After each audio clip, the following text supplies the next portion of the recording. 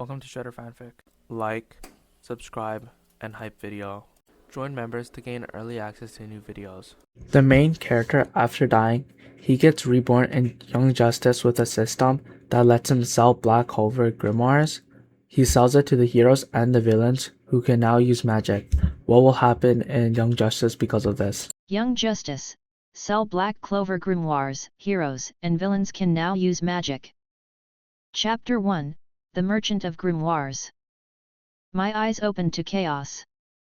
1 second, I remembered screeching tires and the bright flash of a truck's headlights. Then a deafening impact. Now, a burning city street. The air was filled with the smell of smoke and asphalt. My head throbbed. I pushed myself up from the cold pavement, groaning quietly. "What the hell?" I muttered, blinking hard as my surroundings came into focus. Billboards glowed along the distant buildings: Wayne Tech, Lex Corp, and something that made my heart skip, the Justice League emblem, rotating slowly on a digital screen. My mouth fell open. No way, this can't be real. A sharp explosion echoed nearby, followed by the sounds of gunfire and people screaming. I turned toward the noise, my pulse rising fast. Down the street, a group of men in tactical gear were unloading crates from an armored van. And leading them, full body armor, twin blades. That cold, disciplined posture, I recognized him instantly. "Sportsmaster," I whispered, stunned. "I'm in Young Justice." Before I could even think about what that meant, the air in front of me flickered. Ding! A clean digital chime rang in my ears. I flinched, looking around for the source, but the sound came from nowhere and everywhere.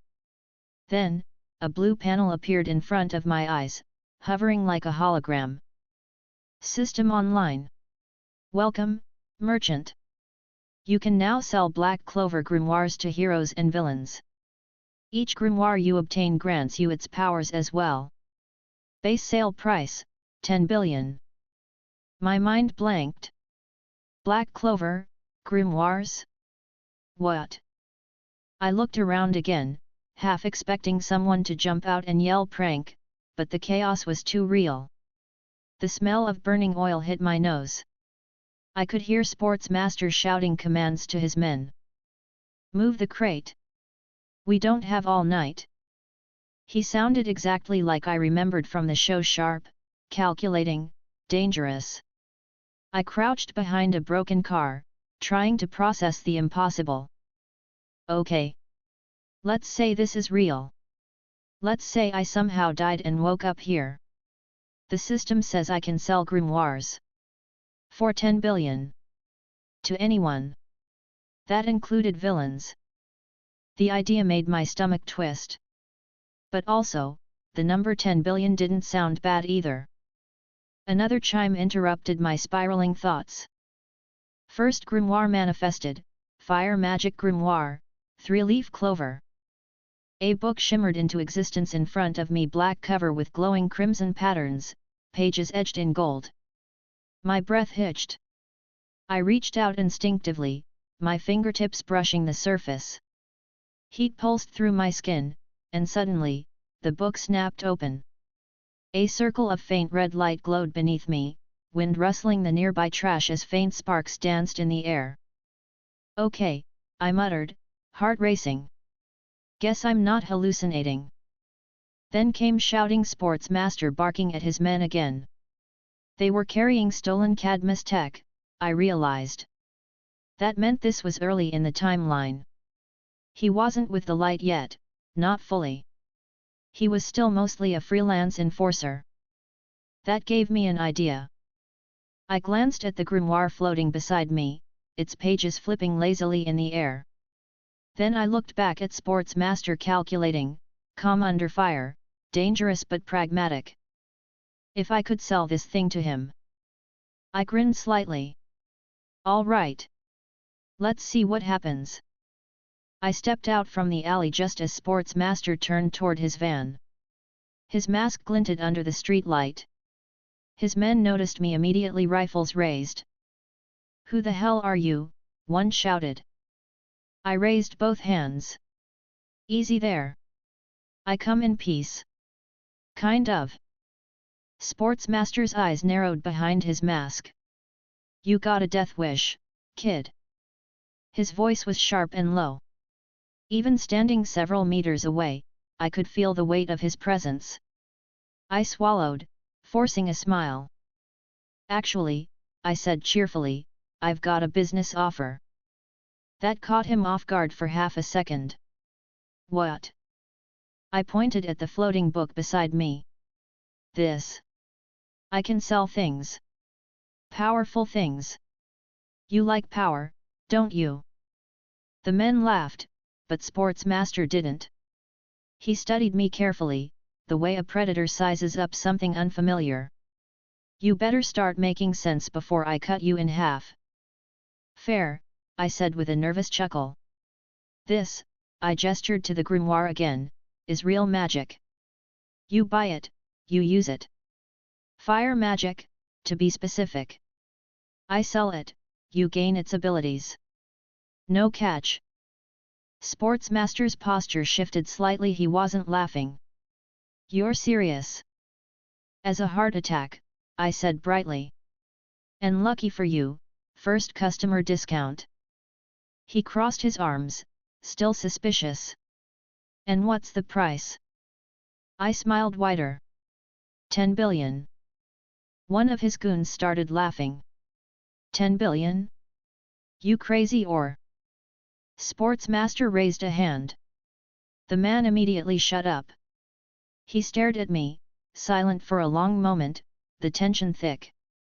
10 billion, he repeated slowly. You expect me to believe you can sell magic for that? I shrugged. You don't have to believe me. You can test it. He tilted his head. Test it. Touch it, I said simply, motioning to the grimoire. If I'm lying, you can gut me right here. His men murmured, but Sportsmaster stepped closer, blade still in hand. He moved like a veteran, cautious, grounded. When he stopped in front of me, the air felt heavier. Fine, he said. You got 5 seconds. He reached out and placed a hand on the book. For a heartbeat, nothing happened. Then the crimson aura flared, light flooding the street as wind whipped through the air. The pages turned violently, and the heat surged upward. A faint red glow began to seep into Sportsmaster's hand, traveling up his arm. What he started, but his voice cut off as the flames wrapped around his fingers. He yanked his hand back, staring down at it as a small ember flickered on his palm. He clenched his fist and the ember grew into a small flame. His men gasped. I grinned. Told you. Sportsmaster stared at the fire for several seconds, then at me. What the hell did you just give me? Magic, I said simply. Real fire magic. You can shape it, control it, even weaponize it. Just takes practice. He turned the flame over in his hand like he didn't quite believe it. Then he extinguished it with a flick, his eyes sharp and unreadable. You're either the best con artist I've ever met, or this is the real deal. Guess you'll find out soon enough, I replied casually. Now, about my payment. You think I carry 10 billion in my back pocket, he said dryly. Of course not, I said, tilting my head. You've got contacts. I'm sure someone in the light would love to make a transfer for a little, magical upgrade. At the mention of the light, his posture stiffened. You talk too much, kid. Then consider this a one-time offer, I said cheerfully, not backing down. First grimoire goes to you. After that, price goes up. He studied me for a long time, eyes flicking between me and the floating grimoire. Finally, he lowered his blade. You're either insane or valuable. I'll take that as a compliment. He turned slightly, gesturing for his men to continue loading the van. You'll get your money. The system pinged again. Transaction complete, 10 billion credited. Buyer, Sportsmaster. Fire magic transferred successfully. My jaw nearly dropped. I glanced down, and sure enough, a small number glowed faintly on the corner of the interface, 10 billion. My grin widened uncontrollably. Well, I said under my breath, that worked. Sportsmaster snapped his fingers, summoning a small flame in his hand again, testing its control. He smirked behind his mask. Not bad, kid. I'll admit, this is new. Glad you like it, I said, still half in disbelief. You, planning to burn down Gotham with that? He chuckled. Maybe. Or maybe I'll keep it quiet. Wouldn't want the league catching on too soon. Smart move, I said lightly. Stealth over showmanship. He glanced at me again, more serious now. You said you sell these things. Yep. You can get more. Plenty. He nodded slowly. Good. I'll be in touch. Wait, how are you? I started, but he was already walking away.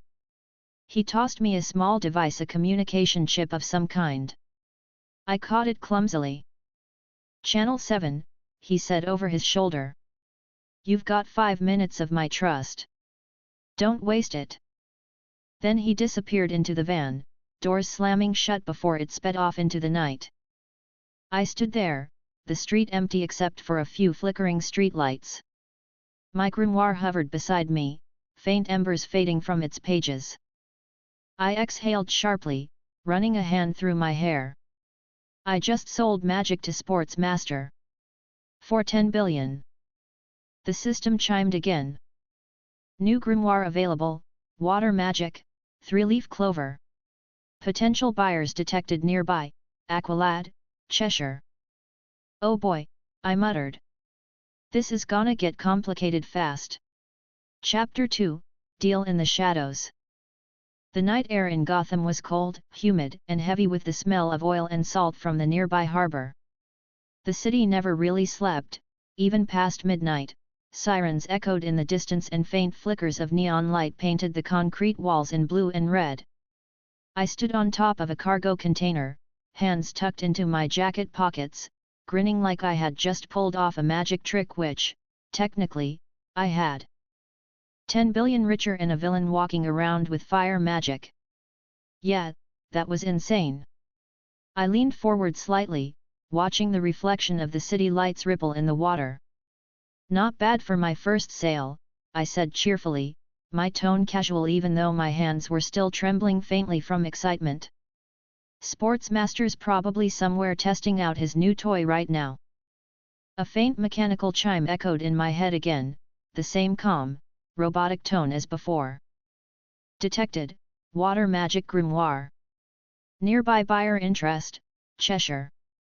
The name made me blink. Cheshire, hey. I murmured. So, the assassin's in town too. I remembered her from the show lethal, professional, sarcastic, and unpredictable. Working for the shadows, trained by Ra's al Ghul, often in conflict with her own loyalties. A smart buyer, if I played this right. Plus, she was usually near Sportsmaster during this part of the timeline. Maybe he had already told her something. The system's timing was suspiciously perfect. Guess that means I should go say hi, I said with a shrug. I hopped down from the container, boots splashing softly in a shallow puddle. The sound echoed faintly in the stillness of the docks. I walked toward the storage yard where I could sense faint movement, shadows shifting between stacks of containers, too precise to be random. When I reached the corner, I stopped and leaned casually against a crate, calling out with a grin. If you're trying to sneak up on me, you might want to work on your footsteps. Silence followed for half a second before a voice answered from the darkness, smooth, low, and teasing. You talk too much for someone wandering the docks at night. A figure dropped from above, landing lightly on her feet several meters away. Cheshire straightened, her cat-like mask reflecting the faint light. Her stance was relaxed but ready, one hand resting near the hidden blades on her thighs. I smiled. And you wear a lot of green for someone who likes hiding. Her head tilted slightly. You've got a mouth on you. Either you're brave or stupid. Maybe both, I said lightly. But I'm more of a businessman tonight. She didn't move, but her body language shifted slightly, a subtle sign she was listening. Business? She asked. I nodded, lifting my right hand slightly. The air shimmered beside me, and a blue-covered grimoire appeared, floating quietly with a faint watery aura. Its pages turned lazily, the sound soft but distinct. Cheshire's mask tilted a little, eyes narrowing behind it. I call it a grimoire, I said cheerfully. One-of-a-kind product. Grants real power. Magic, not tricks. Her silence stretched for several seconds before she finally spoke. Magic. You're joking. I chuckled softly. I get that reaction a lot. Sportsmaster didn't believe me either until he tried it. At the mention of his name, her stance changed immediately. You've met him? Oh yeah. Sold him something hot. Literally. I smiled. Fire magic. He seemed pretty happy about it. Her eyes sharpened, even behind the mask. He didn't mention that. I figured he wouldn't. He seems like the type to test it before bragging. I shrugged. Anyway, you look like someone who values power. This one, I gestured to the floating book, controls water. Fluid, versatile, great for stealth. Fits your style. She didn't reply right away. She just circled me slowly, silent, calculating.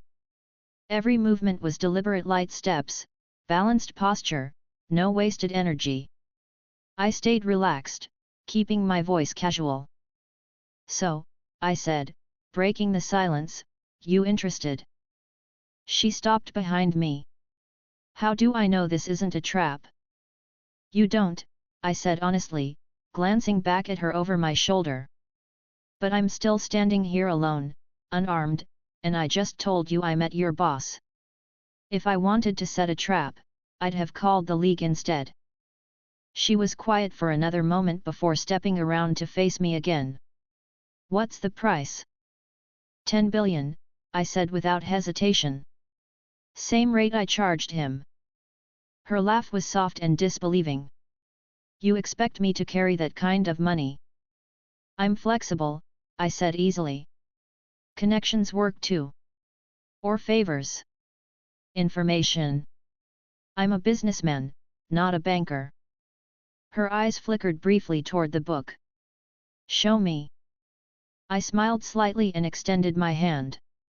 The grimoire floated closer to her. Touch it.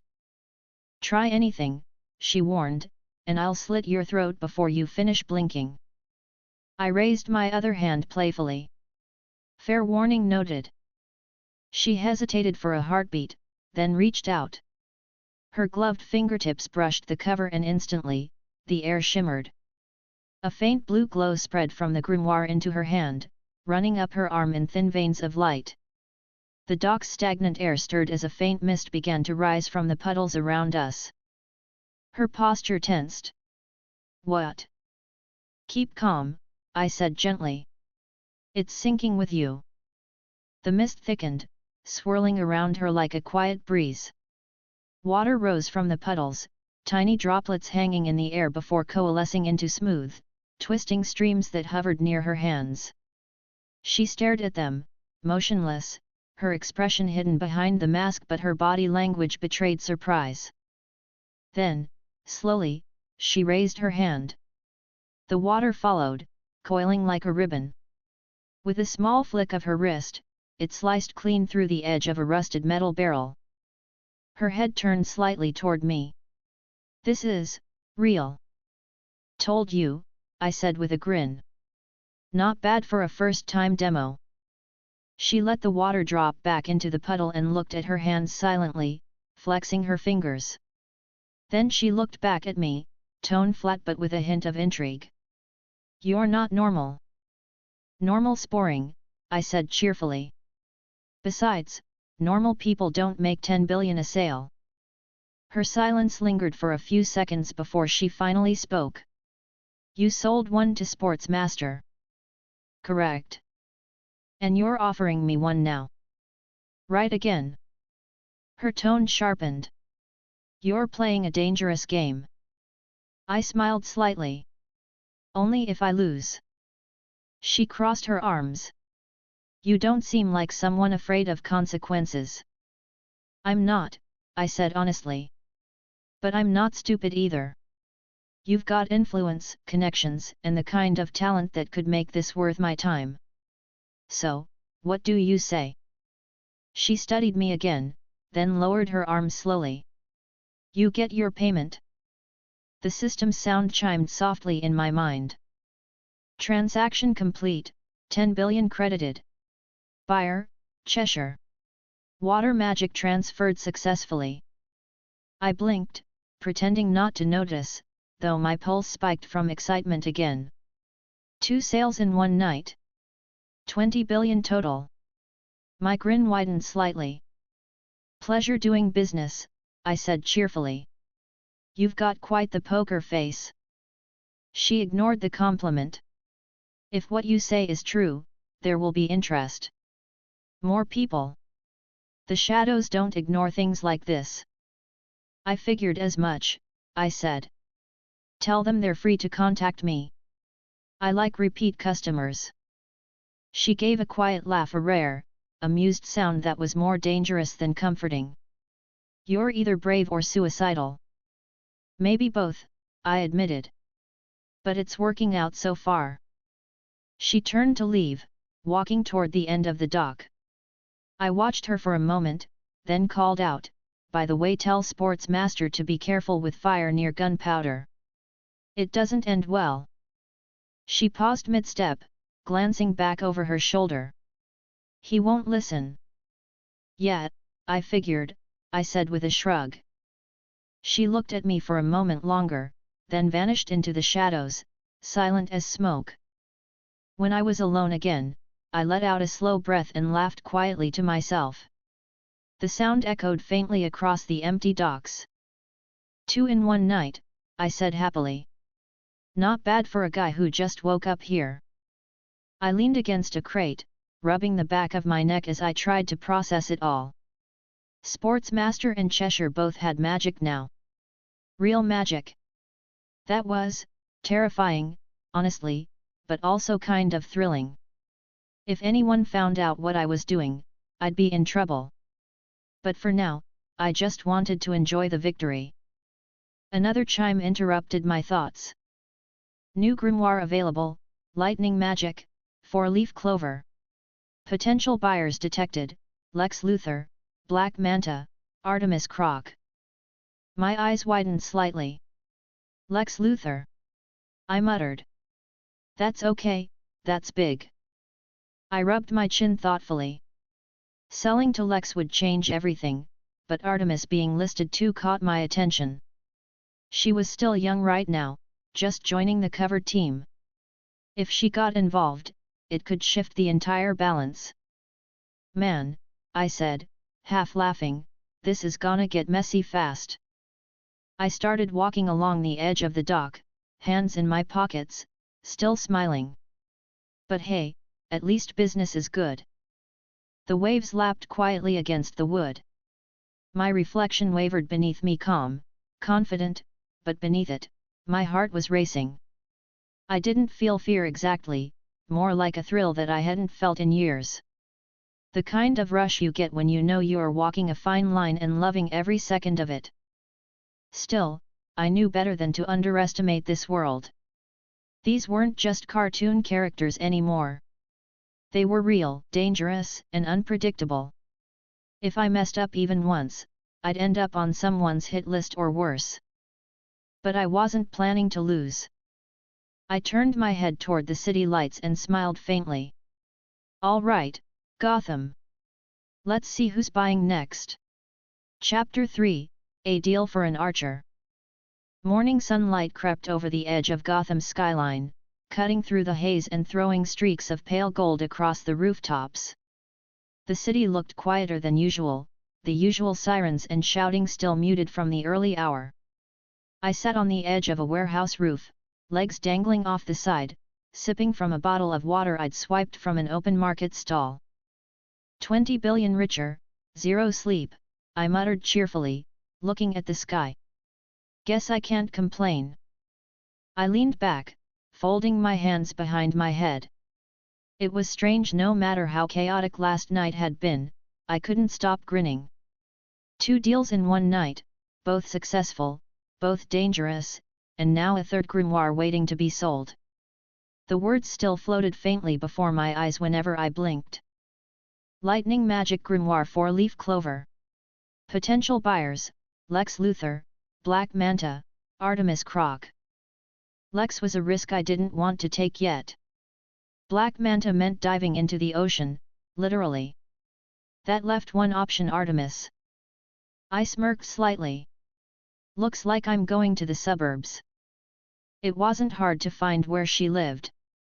Knowing the original timeline helped a lot. She hadn't officially joined the team yet, that happened only after the first covered mission. Meaning right now, she was just a high school student under Green Arrow's training, living quietly with her mother. That also meant she wasn't constantly surrounded by heroes yet. Easier for me to approach. The next few hours went by in a blur of quiet observation. I grabbed a cheap hoodie from a thrift shop and spent the afternoon blending in around the neighborhood.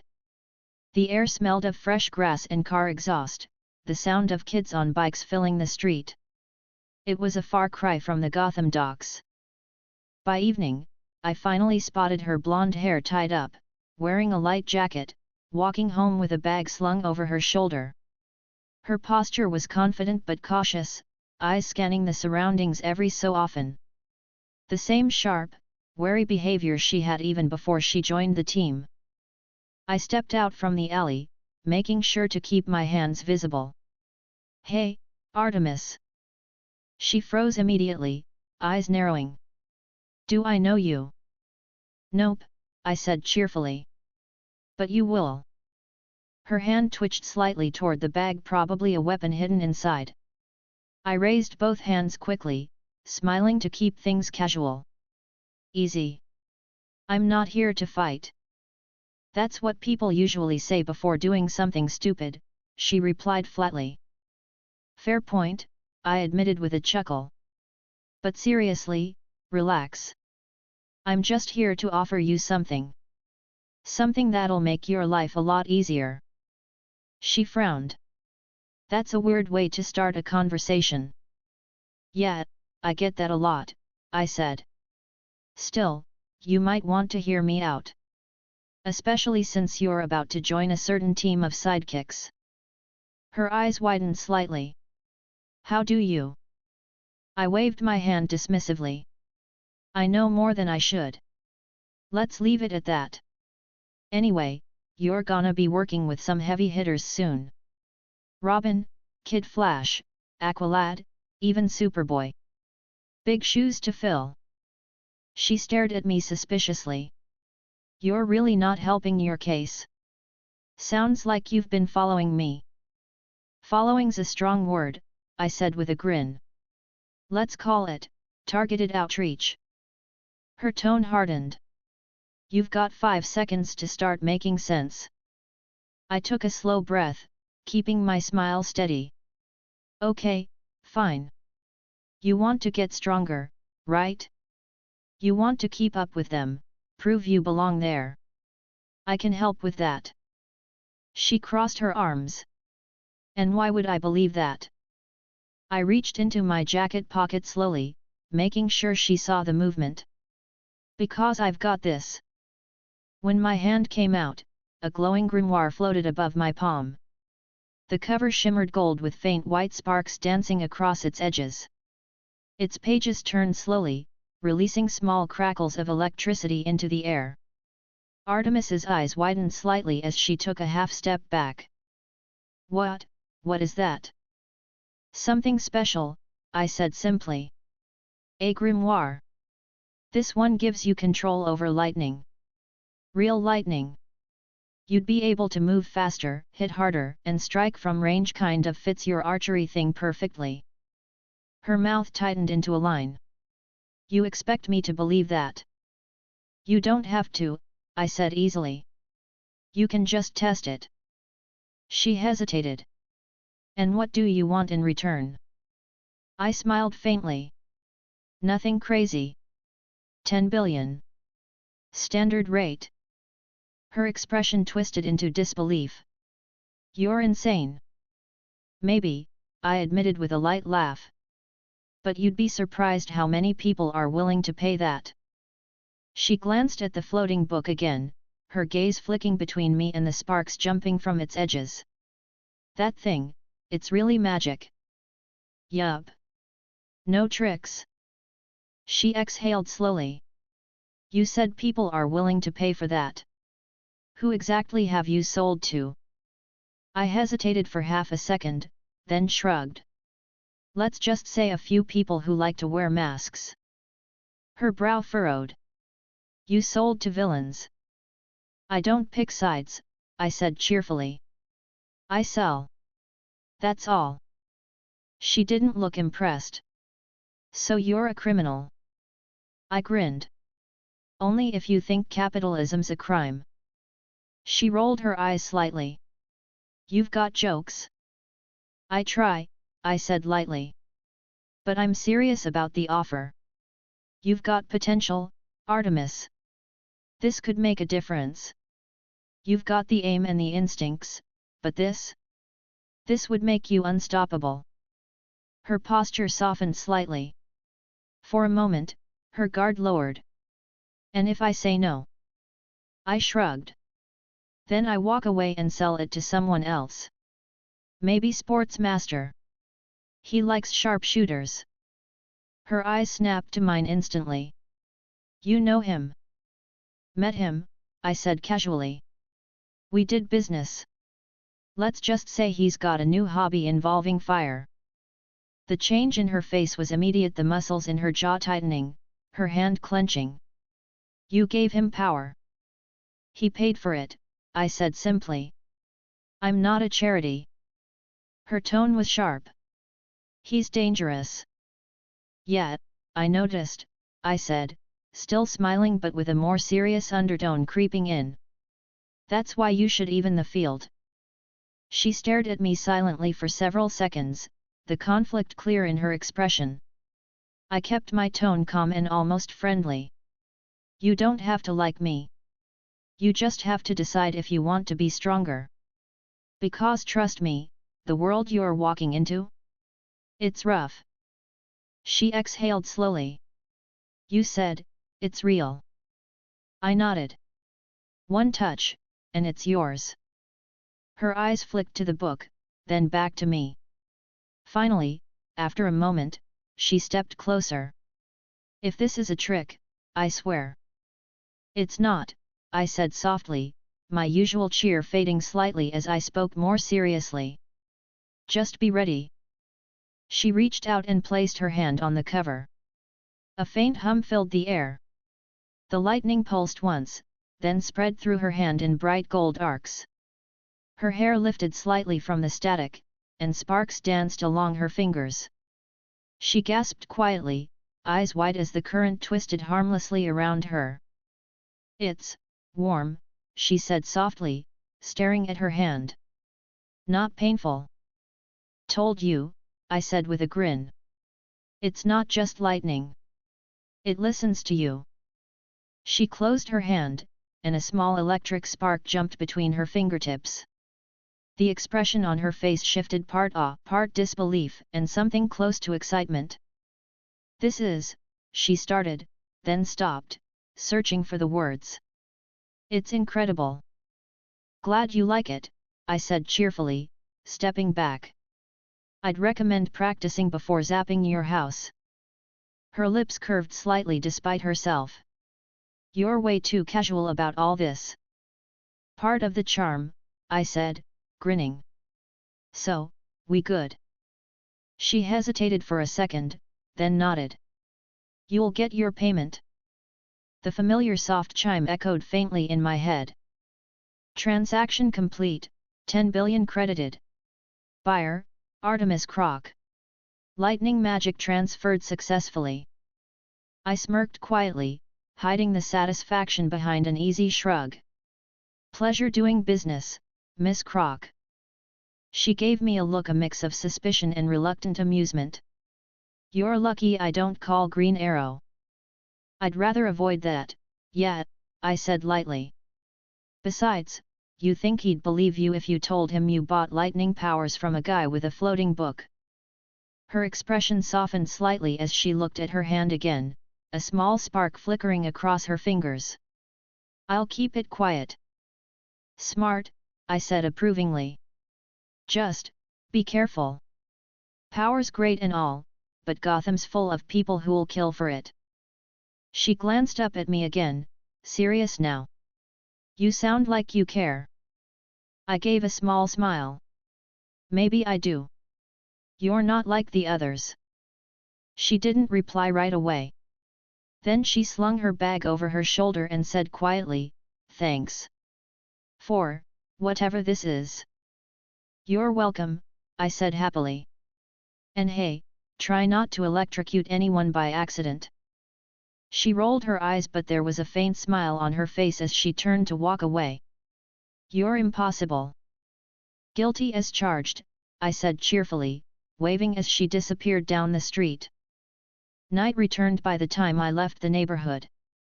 I walked along the rooftops, the city lights glimmering below. The faint hum of the grimoire faded completely now that it was gone. I rubbed the back of my neck and laughed quietly. 3 for 3, I said, mostly to myself. At this rate, I'll need a vault. Still, something in the back of my mind itched a sense that things were going to get more complicated. Artemis was clever. She wouldn't tell anyone right away, but sooner or later, she'd use that magic, and someone would notice.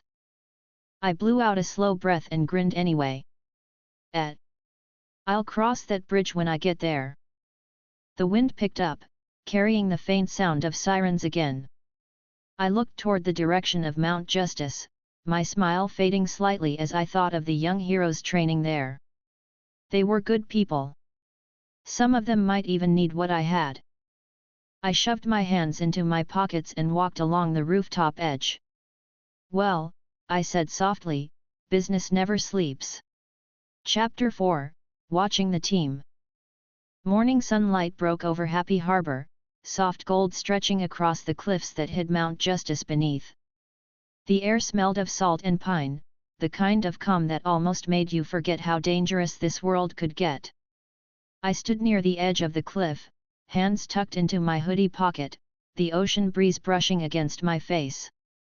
The water below was bright and smooth, reflecting the sky like polished glass. Nice day for business, I said cheerfully to myself. No assassins, no explosions, no angry Sportsmaster chasing me. Yet. The base's hidden entrance was visible from here if you knew where to look, the faint outline of a metal gate masked by rock and illusion tech. I'd already spotted a few drones circling in wide loops above the area. Even without the League around, the team didn't mess around with security. I knelt down and picked up a small pebble, tossing it up and catching it lazily.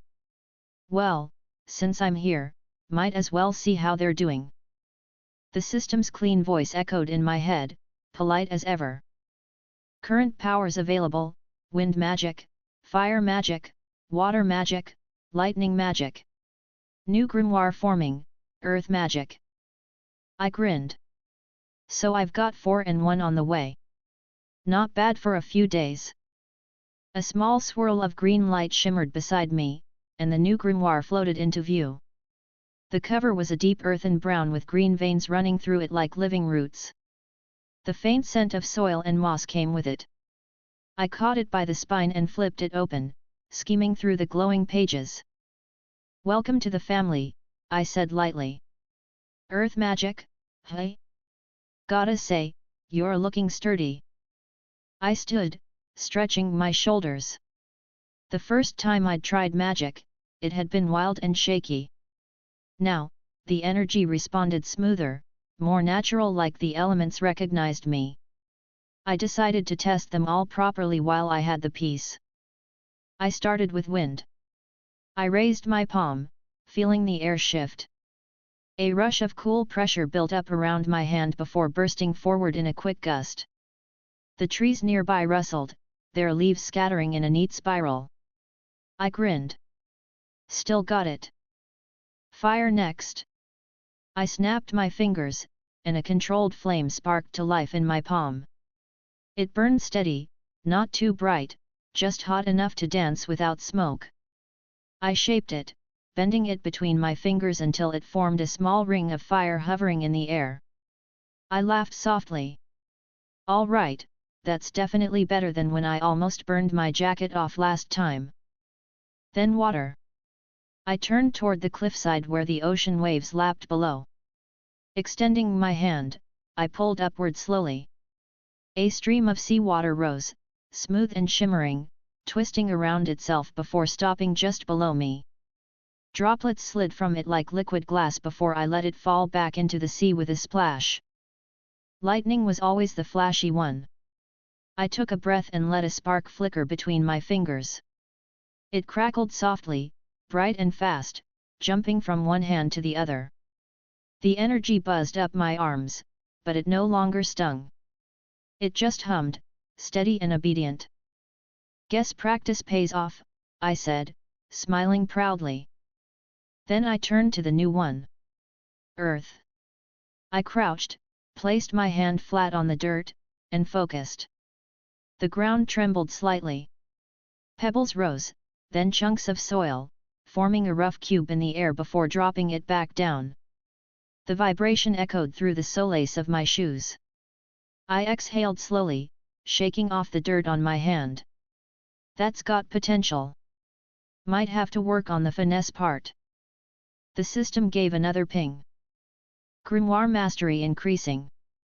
Element synchronization, 28%. 28%? I'll take it, I said cheerfully. I'll hit 100 eventually. Below, movement caught my eye. Through a break in the trees, I could see the team in the open training yard outside Mount Justice. Robin was flipping between obstacles, his black cape whipping behind him as he threw a batarang into a moving drone. Kid Flash zoomed past, laughing as he tagged one of the other drones before Robin could. Beat you again! Kid Flash shouted, smirking. You're not even following the training parameters, Robin replied, adjusting his gloves. Speed counts. Wally said, zipping past him again. Aqualad stood nearby, calm and composed, hands behind his back as he monitored them. Discipline also counts, he said in that steady voice of his. Speed without focus will not serve you. Superboy was standing apart from them, arms crossed, expression hard. He looked impatient, his gaze fixed on the broken remains of a drone he'd smashed earlier. Mgan hovered near him, trying to get him to join back in, her tone gentle. I leaned against a tree, watching with a faint smile. Still rough around the edges, hey? Guess teamwork doesn't come easy. Another small notification flickered in the corner of my vision. Potential buyers nearby, Robin, Kid Flash, Aqualad, Superboy, Miss Martian. Most compatible current offer, Earth Magic for Superboy. I raised an eyebrow. Superboy, hey? Makes sense. Guy's half Kryptonian, no flight, no heat vision, give him control over the Earth, maybe it helps balance that temper. I crossed my arms, thinking. If I approach him wrong, though, he'll punch me into the ocean. The team's training session wrapped up soon after. Mgan landed near the others, smiling brightly. That was great. You guys are getting better every day. Robin smirked. Some of us were already great. Kid Flash pointed at him. Says the guy who tripped over his own cape. I was dodging, Robin shot back. You were falling, Wally said, laughing. Aqualad sighed softly, though there was a small smile on his face. Both of you need to remember we have a mission briefing in 1 hour. They started heading toward the entrance, Mgan and Superboy lagging slightly behind. Superboy looked tense, glancing toward the sky with his usual scowl. Okay, I said quietly. If I'm gonna sell this, now's the time. I slid down the hill carefully, keeping low until I reached the lower ridge that overlooked the beach trail leading toward the base entrance. When Superboy and Mgan split off, she went inside, he stayed outside. I took a breath and stepped out casually. He turned instantly, eyes narrowing. His posture shifted, arms ready, like he expected trouble. I lifted both hands and smiled. Easy, I'm not here to fight. He didn't relax. You shouldn't be here. Yeah, I get that a lot, I said cheerfully. But you're exactly the guy I was looking for. He frowned. Why? I've got something you might like, I said. I waved my hand slightly, and the Earth Grimoire floated beside me, its pages glowing faintly green. Let's just say it helps with control. His eyes flicked to the book, then back to me. What is that? Something useful, I said simply. Something that can help you get stronger. He took a small step forward, suspicion still clear on his face. You think I need help? I think you want it, I replied, my tone light but honest. You've got strength, no doubt. But you want more. You want balance. He glared at me, but his voice was quieter when he said, what do you want? 10 billion, I said casually. Standard rate. He looked thrown off by that. 10 billion what? Dollars, credits, gold bars? I don't really care what form, I said with a grin. Call it a business transaction. His expression darkened again. You're a criminal. I shrugged. More like a supplier. He didn't respond right away, just stared at the book again. And you're saying that gives power? Exactly. You touch it, you learn to control the earth. Simple, right? He hesitated, fists clenching slightly. What's the catch? No catch, I said cheerfully. You get stronger, I get paid, everyone's happy. For a moment, I thought he'd walk away. Then, to my surprise, he asked quietly, why me? I paused, meeting his gaze seriously for once. Because you remind me of someone who keeps getting underestimated. You've got power, but no outlet. This could help you find one. He looked away for a moment, clearly wrestling with the thought. I could see the frustration in his shoulders. Then he stepped forward, stopping just a few feet from me. Show me. I nodded once and held the grimoire out.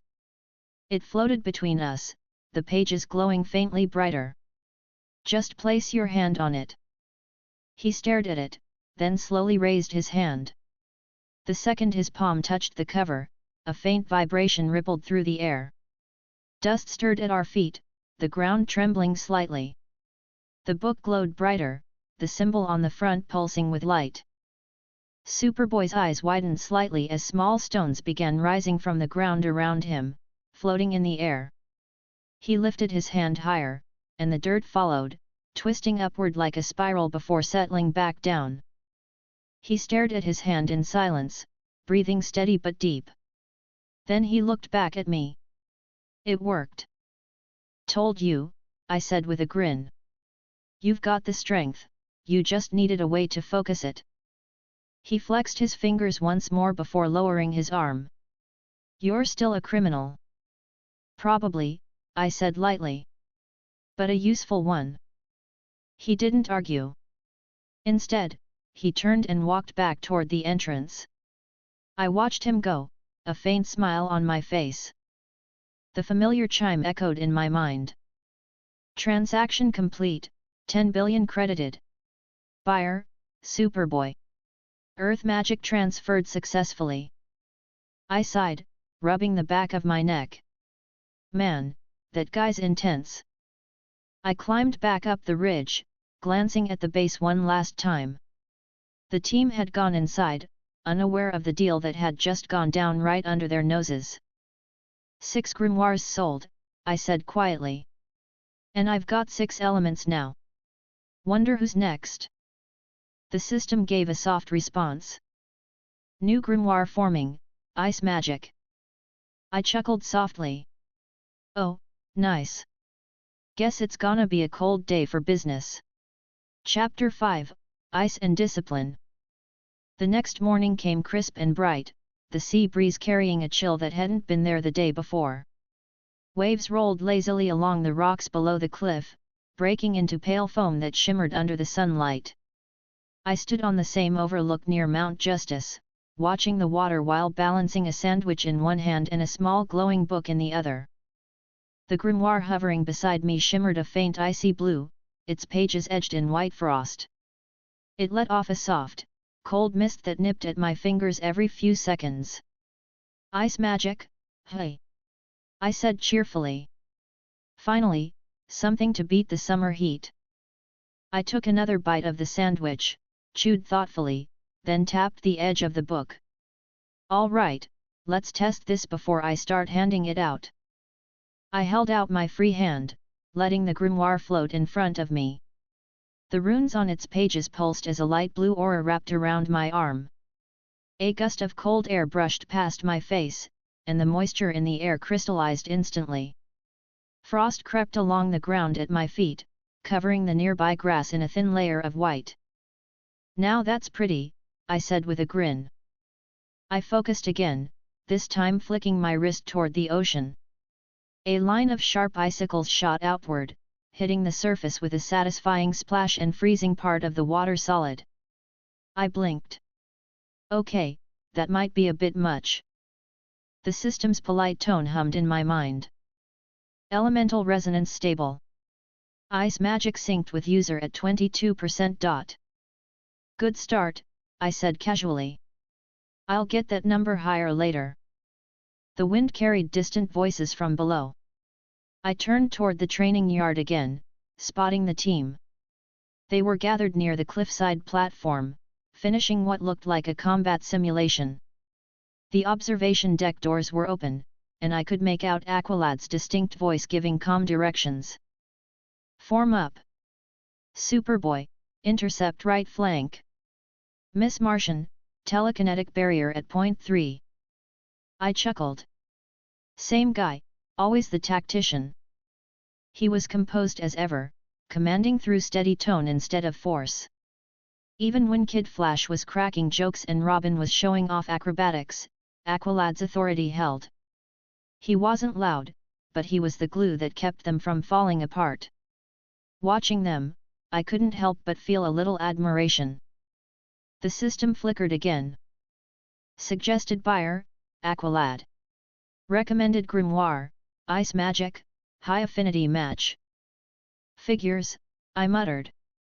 Water guy gets ice. Makes sense.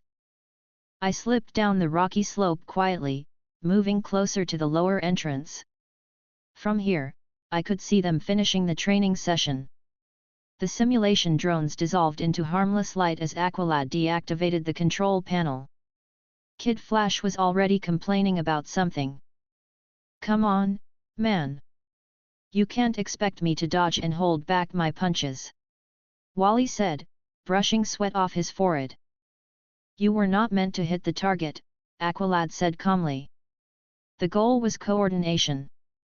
Robin smirked. Which he's clearly allergic to. Hey! Wally said, pointing at him. You're just jealous of my natural speed. Speed doesn't fix clumsiness, Robin said, grinning behind his mask. Mgan floated over, smiling as she handed Wally a towel. You both did great. See? Wally said proudly, grinning at her. Superboy crossed his arms. You talk too much. Jealousy looks bad on you, dude, Wally replied quickly.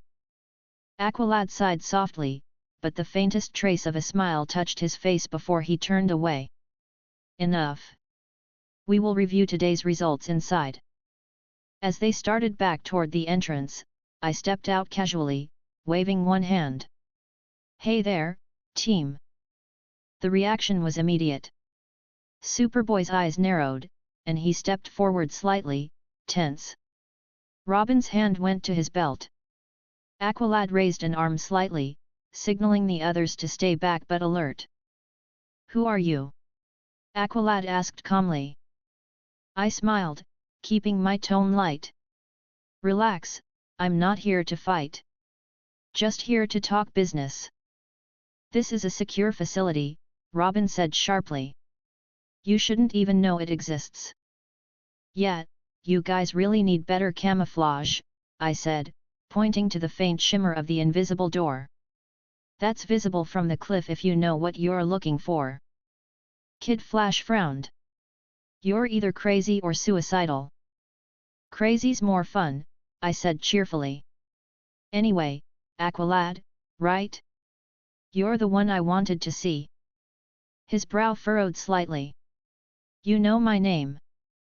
I know a lot of names, I said. And I know you're the kind of guy who understands control and balance. That's why I'm offering you something special. He didn't move. What kind of offer?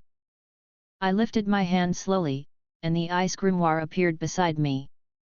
Its cold mist spread gently through the air, glinting faintly in the sunlight. The team stared, clearly surprised. Robin's eyes widened slightly. Mgan tilted her head curiously. Kid Flash whispered, "What the heck is that?" "A grimoire," I said simply. "Magic. Real magic." Robin frowned. "There's no such thing as magic." "Zatara would disagree," I said with a grin. "Look, you can think of it as elemental control. I've sold a few of these already, and they work. This one's ice. Perfect for someone who already uses water." Aqualad glanced at the grimoire, his face unreadable. "You claim you can give power." "I don't claim," I said lightly. "I deliver." Superboy stepped forward. "You gave me something before." I turned to him and smiled. "Glad to see it's working." Robin looked between us quickly. "Wait, what did he give you?" Superboy didn't answer, but the way his hand clenched slightly told them enough. Aqualad's gaze sharpened. "You sold him power." "Sold, yes," I said cheerfully. "And he's using it responsibly, right? No harm done." Kid Flash muttered, "You're seriously just walking around selling powers?" "Someone's gotta stimulate the market," I said with a shrug. Aqualad crossed his arms. "Why come here?" "Because you're disciplined," I said seriously, my usual cheer slipping just enough to sound genuine. "You're careful. You don't abuse power. If anyone can handle this one, it's you." He studied me for a long time. The others watched quietly, waiting for his response. Finally, he said, "You expect payment?" 10 billion, I said casually. "Same as the others." Robin scoffed. 10 billion? Are you out of your mind?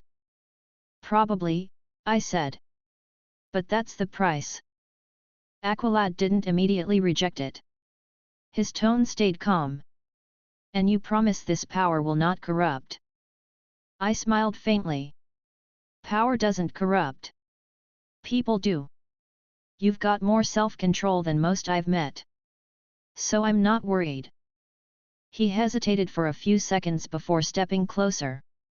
"Show me." The grimoire floated forward, stopping between us. "Touch it," I said softly. He placed his hand on the cover. A ripple of light pulsed outward as the pages glowed blue. Frost spread across the ground around us in a slow circle.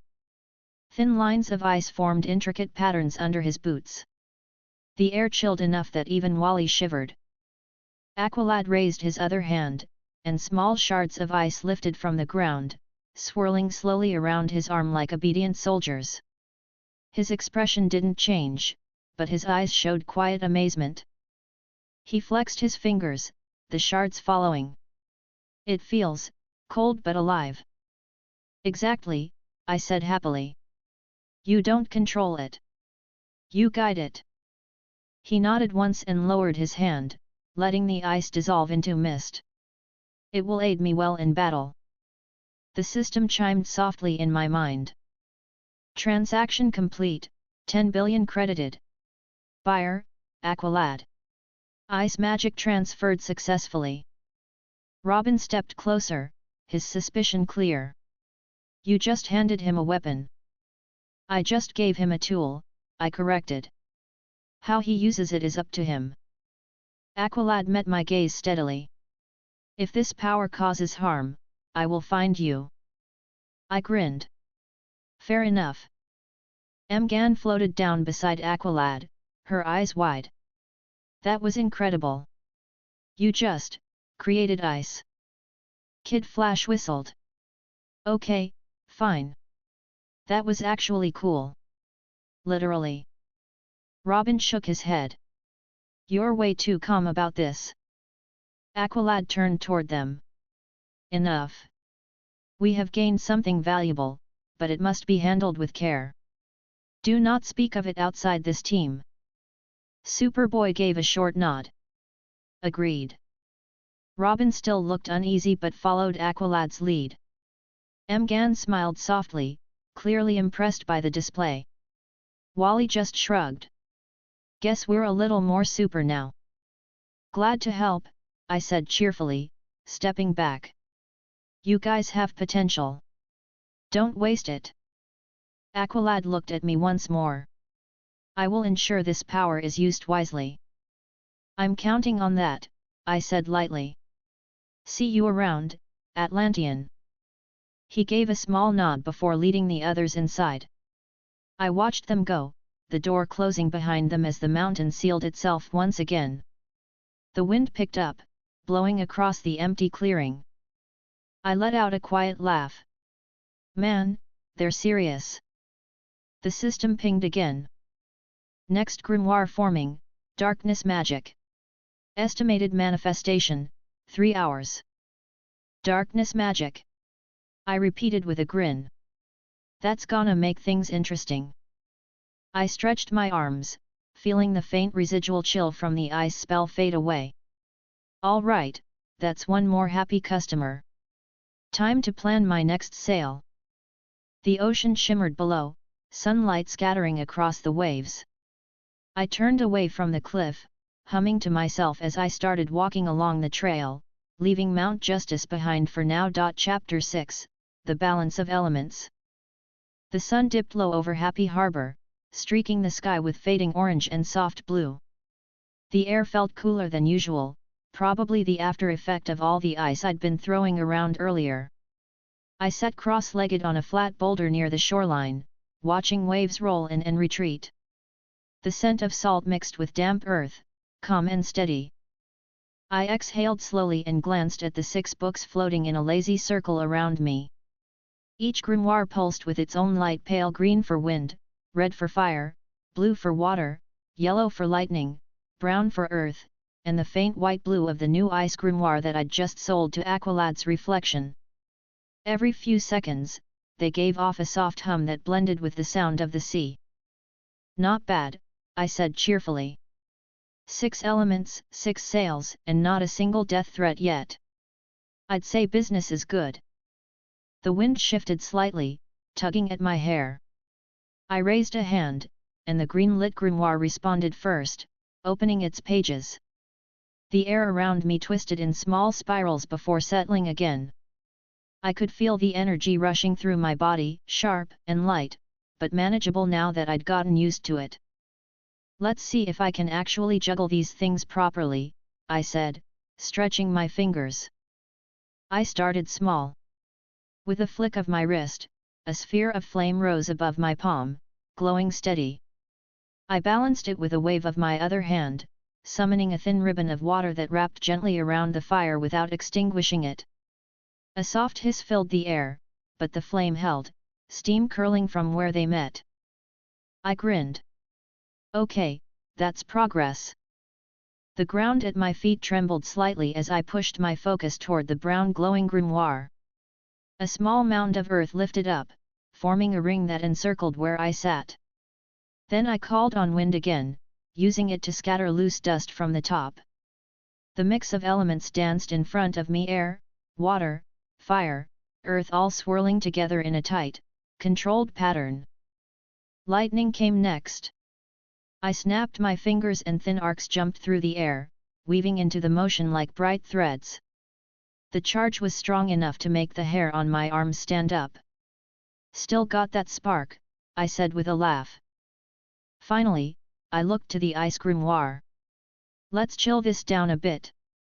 A thin frost spread outward from where I sat, coating the ring of dirt in glimmering white. The water ribbons froze in place mid-spiral, solid and perfect. The whole thing looked like a miniature frozen storm caught in motion. I leaned back slightly, admiring my handiwork. All right, not bad for an amateur sorcerer. The system chimed softly in my head, the sound barely louder than the waves.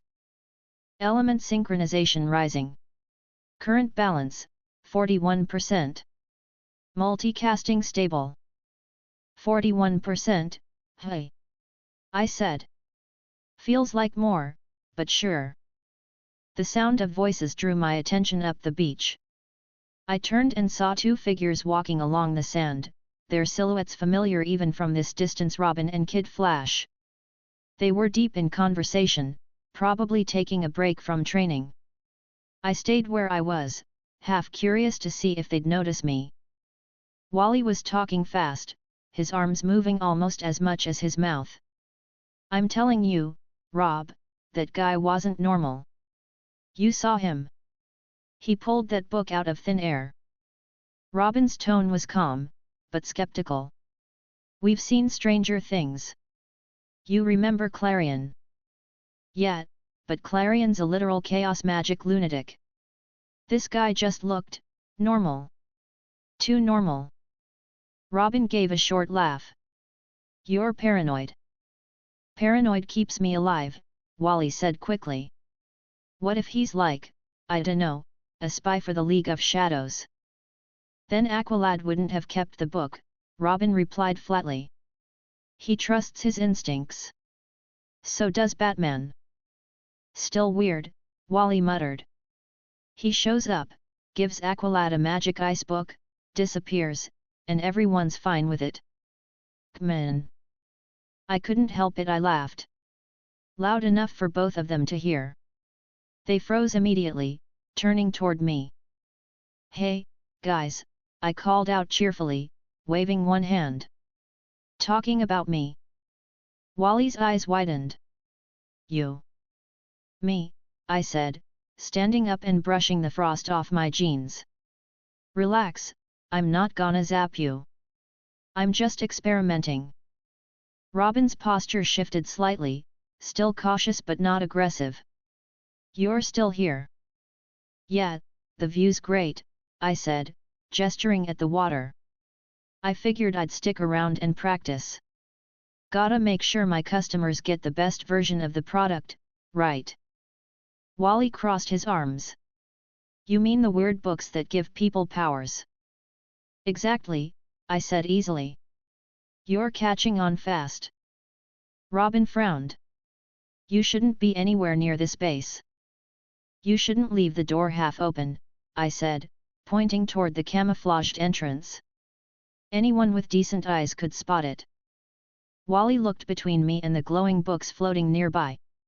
You just hang out with those things. Pretty much, I said cheerfully. Keeps me from getting bored. Robin walked closer, examining the frozen formation on the ground. You made this? Yeah. Multi-elemental control test, I said, dusting my hands. Still learning how to balance them without causing explosions. You can control all those elements? Wally asked, his expression half disbelief, half intrigue. Yup, I said, popping the pea playfully. Wind, fire, water, lightning, earth, ice, take your pick. Robin tilted his head. You're not part of the league. Not part of the shadows. So what are you? Freelancer, I said easily. Power salesman, part-time teacher, full-time enthusiast. Wally blinked. You actually believe this whole magic merchant thing, hey? I grinned. It's not about belief, kid. It's about results. You've seen them. He muttered something under his breath, clearly unconvinced but unwilling to argue. Robin stayed quiet, his sharp gaze scanning every detail. Look, I said with a friendly shrug. I'm not here to mess with your team. I just wanted to make sure your water guy doesn't accidentally freeze himself solid. Wally frowned. You gave him ice powers. How is that safe? He's the calmest guy on the team, I replied, tone light but honest. He won't lose control. Robin folded his arms. You realize Batman's not going to like any of this. Batman doesn't like a lot of things, I said with a laugh. But I'm sure he'll come around if I ever meet him. Robin gave me a look that said he doubted it very much. Anyway, I said cheerfully, I'm just running some tests. Watch this. Before they could respond, I clapped my hands lightly. The air around me shimmered as the wind grimoire flared open. I lifted both arms, and a column of swirling air formed, rising upward before fading into the sky. Then I brought fire into it, creating a small controlled flame spinning inside the vortex. Wally's jaw dropped slightly. You're insane, he said. Probably, I replied happily. Now check this out. I pulled water from the air and froze it instantly, forming a ring of ice shards that hovered around me. With another motion, I struck the ground gently, and a thin wall of earth rose from the sand, stopping perfectly upright before dissolving back into dust. The whole demonstration lasted maybe 30 seconds, smooth and quiet. When I stopped, I smiled. See? Totally harmless. Robin exhaled slowly. That's not harmless. It didn't explode, I pointed out. Wally rubbed the back of his neck. You could make a fortune doing stage shows. I prefer a smaller audience, I said. They exchanged glances. Robin was thinking fast, I could see it in his eyes. Why show us this? Because, I said cheerfully, you two are the only ones who came to check. I figured you deserved a preview. Robin frowned. A preview of what? Future inventory, I said simply. If you ever want to keep up with your Atlantean friend, let me know.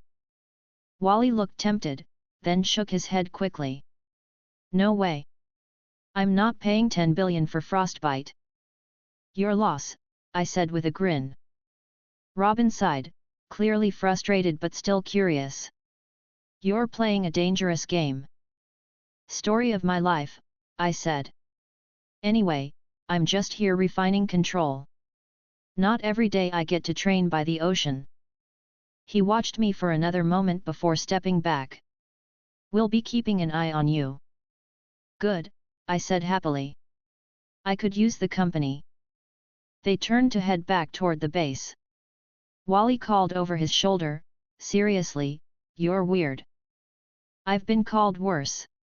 I shouted back, laughing. When they disappeared into the entrance, I sighed and looked back toward the sea. The 6 grimoires floated quietly again, their hum softer now. I felt the energy thrumming under my skin, calmer than before. Control was getting easier. The trick was balance, letting each element flow into the other without dominance. I crouched and ran a hand over the sand. The heat of the sun still lingered on the surface, warm against my fingers. I smiled faintly. Okay, one more round. I raised my hand and let all 6 elements answer. Wind stirred, water rose, fire sparked, earth shifted, lightning cracked, and ice shimmered. They spun together in perfect rhythm this time, forming a small sphere of mixed color pure equilibrium. For a brief second, everything around me felt still. Then I let it fade, dispersing harmlessly into the air. The system's tone chimed again. Element synchronization, 59%. Multi-element cast stable. Nice, I said, satisfied. Guess I'm getting the hang of this. The ocean breeze blew against my face as the sun sank below the horizon, painting the waves in soft gold. I stretched, yawned, and looked toward the hidden base one more time. All right, kids. Keep training. I'll stick around a little longer. The grimoires dimmed, folding neatly into the air as I started walking along the beach, hands in my pockets, humming quietly to myself. Chapter 7, Midnight Practice. The beach had gone quiet long after the sun disappeared. The moon hung over the water like a pale lantern, its reflection stretching across the surface in broken silver lines. Most people would have gone home by now, but I wasn't most people. I had the entire shoreline to myself, the waves, the cool night air, and 6 floating grimoires humming gently in a slow circle around me. I took a slow breath, the kind that made my chest tighten pleasantly. All right, I said cheerfully, brushing sand off my hands. Let's see how far I can push this tonight. The grimoires opened in unison, pages fluttering like living things. Each one glowed in its own color: wind green, fire red, water blue, lightning yellow, earth brown, and ice pale white blue.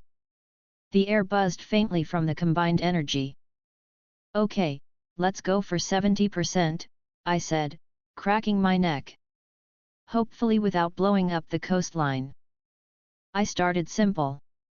The wind grimoire flared first, surrounding me in a soft current that lifted loose sand into small spirals. Then fire joined in, dancing within the wind's flow but staying steady, no wild flares this time. I smiled. That's better. Finally learned not to burn myself. Water responded next, cool and flexible. I gestured toward the ocean and pulled a thin stream upward, letting it twist into the circle of fire and wind. The air hissed from the steam forming between them, but I steadied the balance, controlling temperature and movement carefully. Not bad, I said quietly. Now, lightning. I raised my right hand, letting the electricity crackle along my fingers before merging it into the swirling mix. Sparks bounced through the air, lighting the edges of the water ribbon and scattering tiny flashes against the fire. The smell of ozone mixed with salt from the sea. Feels smoother than before, I said with satisfaction. All right, Earth's turn. The ground vibrated under me as the brown grimoire pulsed. I felt the pull through my feet, the deep heaviness of soil and stone. A low rumble followed as a narrow ridge rose from the sand around me, forming a rough circle. It steadied the other elements, grounding them perfectly. Then came ice. I drew in the last bit of focus and lifted my hand slowly. The frost spread across the edges of the circle, coating the sand in a thin frozen sheet that reflected the moonlight. Everything came together. Air, water, fire, earth, lightning, and ice swirled around me in one perfect rhythm. It wasn't violent anymore, it was steady, controlled, alive. I could feel the pull of each element like different muscles working together. 68%, I said cheerfully, half expecting the system's voice to confirm it. The response came immediately. Elemental synchronization, 68%. Multicasting stable. Ha! Called it. I grinned, satisfied. All right, let's see if I can hit 70 before sunrise. The night stretched on as I practiced, each attempt smoother than the last. When my control wavered, I laughed, shook it off, and tried again. My attitude stayed light, but underneath, my focus was razor sharp. Each spell felt different, like tuning an instrument until the sound was right. By the time the moon reached its highest point, the air around me shimmered from the heat and cold clashing together. My hands tingled from constant energy flow, and sweat beaded on my forehead despite the chill from the ice. "Okay, one more," I said with determination. "All 6 at once, full control." I crouched slightly, feet shoulder-width apart, then raised both arms outward. The grimoires opened wide, bright enough to cast long shadows on the beach. I gathered everything: wind at my back, water around my arms, fire along my hands, lightning crackling in thin arcs around my shoulders, earth steady beneath my feet, and ice crawling up from the sand. The power built fast, rushing through me like a heartbeat that wasn't mine. My grin widened as I balanced the flow, one breath at a time. The storm of colors around me spun faster, each element touching but never clashing. "Almost there," I said through a tight breath. "Come on." The system pinged again, right on cue. Elemental synchronization, 72%. Multicasting efficiency improved. I exhaled sharply, letting everything fade. The light died down until only the faint glow of moonlight remained. The grimoires closed one by one, drifting quietly beside me. The beach was marked with faint scorch lines, frozen sand patches, and cracks where the ground had shifted. I flopped backward into the sand, staring up at the sky. 72%, I said happily. "I'll take that as a win." The night breeze cooled my face as I caught my breath. My body tingled all over, but it wasn't painful, just that odd buzzing from using too much energy too quickly. I sat up after a few minutes, brushing off sand. "I need a shower," I muttered with a small laugh. "And maybe food that's not instant noodles." The system chimed again. Recommended rest period reached. Next location suggestion, Gotham City. I looked toward the horizon, where faint light was beginning to bleed into the sky. "Gotham, hey?" "Yeah, it's about time I headed back." The thought of going there again didn't bother me, though I knew it meant dealing with less sunshine and a lot more trouble. But business was business. Besides, I'd already sold to half the hero population in one way or another. Gotham was the next natural step. Still, I wasn't done with my tests yet. I walked closer to the shoreline, letting the cold surf lap against my shoes. "One last thing before I go." I raised my hand, calling forth all 6 elements once more, but this time, instead of power, I focused on precision. A small column of sand hardened into glass under the combined heat and cold. Inside it, a perfect sphere of frozen water floated, surrounded by a faint halo of light. It was small, delicate, and steady. Exact control. 75%, I said quietly, smiling to myself. The confirmation came right away. Elemental synchronization, 75%. New spell pathways unlocked. I clenched my fist lightly. Perfect. The sun began to rise behind me, painting the sky in streaks of pink and gold. I yawned and stretched, watching the grimoires fade one by one into the morning air. "All right," I said with a lazy grin. "Let's pack it up. Gotham's waiting." I started up the rocky path leading away from the beach, the cool wind tugging at my hoodie. My shoes crunched softly on gravel as the first rays of sunlight caught the sea behind me. I glanced back once more, the faint glow of frost still marking where I'd been sitting all night. "Guess I'll miss this view," I said, smiling faintly. "But Gotham's where the money is."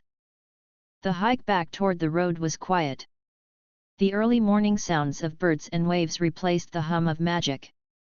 My body felt heavy, but in a good way, the kind of exhaustion that came from actually achieving something. By the time I reached the top of the trail, the city lights of Happy Harbor were fading behind me. I looked toward the distant skyline where Gotham's shadows still lingered beyond the horizon. I brushed my hands together, feeling the faint tingle of residual magic on my skin. "All right," I said with a grin. "New city, New customers. I lifted a hand, summoning a small flicker of light that split into 6 tiny sparks, each color matching the grimoires. They circled once before vanishing. Let's see who's buying next. Chapter 8, Gotham's Dark Offer. The drive to Gotham was long enough for the morning sunlight to turn grey, swallowed by the city's thick haze. I sat on the passenger seat of a cheap rental car that looked one pothole away from collapsing. Traffic was slow, horns blaring from every direction, but the chaos felt strangely fitting. Gotham had its own rhythm, loud, tense, and restless. By the time I stepped out near the edge of the Narrows, the smell of oil, smoke, and rain was already in the air. I pulled my hoodie tighter and glanced at the skyline. The tall towers of Wayne Enterprises loomed like watchful guardians over a city that never really woke up, just shifted moods. "Home sweet home," I said cheerfully, stretching my arms. "Time to make another sale." The new grimoire floated quietly beside me, darker than the others. Its cover was black with faint purple streaks pulsing beneath the surface like veins. Cold air lingered around it, but not the kind of cold from ice, more like stillness. "Darkness magic," I said softly. "I gotta admit, you've got style." The system's calm tone echoed faintly in my head. "Recommended buyer, Batman. Warning, approach with caution. Potential threat level high." "Yeah, thanks," I said, rolling my eyes slightly. "Kind of hard to forget who he is." I started walking through the crowded street, weaving between people. Gotham was always awake, even in daylight. Cops, thugs, and civilians all moved in the same rush. The city had that permanent tension, like it was holding its breath waiting for something bad to happen. I kept my pace light, humming quietly as I turned into an alley near Crime Alley's edge. My memory of the area's layout helped. I knew he patrolled this district frequently, especially before nightfall. The trick was getting his attention without looking like bait. I stopped near the rooftop access of a half-collapsed apartment building. "All right," I said, smiling faintly. "Let's give Gotham's favorite detective a little incentive." I lifted my hand, and the darkness grimoire opened, pages flipping rapidly. The shadows under my feet stirred like ripples in water, spreading out in dark waves. The nearby walls dimmed as light seemed to bend slightly away. It wasn't frightening, just quiet, almost peaceful. Then I sent a small pulse upward. A dark flare burst into the sky, subtle but strong enough that anyone watching from high ground would notice. I waited. Minutes passed. Then, I heard the faint flutter of a cape. I didn't turn immediately, I just smirked. "You're fast," I said cheerfully. A deep voice answered behind me, calm but carrying that low, precise weight. "You've been using energy signatures not recognized by any league source." "Explain." I turned around slowly. There he was, tall, armored, every detail exact. The cowl's eyes glowed faintly white under the dim street light. The air around him felt heavier, like the whole space adjusted to his presence. I smiled, unbothered. "You know, you make an entrance just as dramatic in person." He didn't respond to the joke. "Who are you?" "Just a businessman," I said lightly. "I sell power. You could call me a specialist." His expression didn't change, but I could feel the suspicion tighten. "Power?" "Yep," I said cheerfully, lifting my hand. "Magic, to be specific." "You're familiar with it, Zatara, Clarion, Fate." "I'm in the same industry, just more flexible." His gaze flicked toward the floating grimoire behind me. "That book isn't natural." "Neither are half the things in your city," I replied with a grin. "Relax, it's not cursed. Think of it as a tool." He stepped forward once. "You're distributing weapons." "I'm distributing opportunities," I corrected. "Big difference. And before you say I'm arming villains, you might want to consider what would happen if someone like you had access to this. His voice stayed low. I don't use magic. Never said you did, I replied, tilting my head. But you use everything else: gadgets, tech, fear, strategy. What's one more tool in the box? He stared at me silently. Even behind the mask, I could feel the analysis happening, like he was breaking me down piece by piece. I met his gaze without flinching. Finally, he spoke. What do you want? 10 billion, I said casually. Same as everyone else. One-time purchase, no refunds. His eyes narrowed. You've sold this before. Sportsmaster, Cheshire, Aqualad, Superboy, I said with a shrug. They've all done business. It's been productive. His jaw tightened slightly. You've given powers to criminals and minors. I didn't force anyone, I said simply. They paid. They wanted strength. I delivered. His tone turned colder. You're destabilizing power dynamics across multiple factions. I chuckled softly. Wow, you really do talk like your reputation says. Look, I get it. You don't trust me. But I'm not here to sell to just anyone. I came to you for a reason. He didn't move, but his silence gave me enough permission to continue. This grimoire is different, I said, motioning to the floating book. Darkness magic. It's not destructive like people assume. It's control. Stealth. The ability to manipulate presence to move unseen, unheard, untouchable. That's your language, isn't it? His cape shifted slightly as he looked at it. What's the limitation? I smiled faintly. It reacts to willpower. Stronger focus means stronger control. You've got plenty of that. He stepped closer again, his voice quieter. What's the real cost? 10 billion, I said with a small shrug. Nothing more, nothing less. He didn't reply. Instead, he reached into his belt and pressed something on the communicator built into his glove. Oracle, run a trace on an unknown magical disturbance near Crime Alley. Isolate energy readings. The reply came faint and filtered. Already on it, Batman. Wait, it's not demonic, not sorcery-based. Energy source is self-contained. Origin unknown. I smiled wider. See? Clean as a whistle. He lowered his arm slowly, still keeping his gaze on me. You could be lying. I could, I said cheerfully. But I'm not. There was a long pause.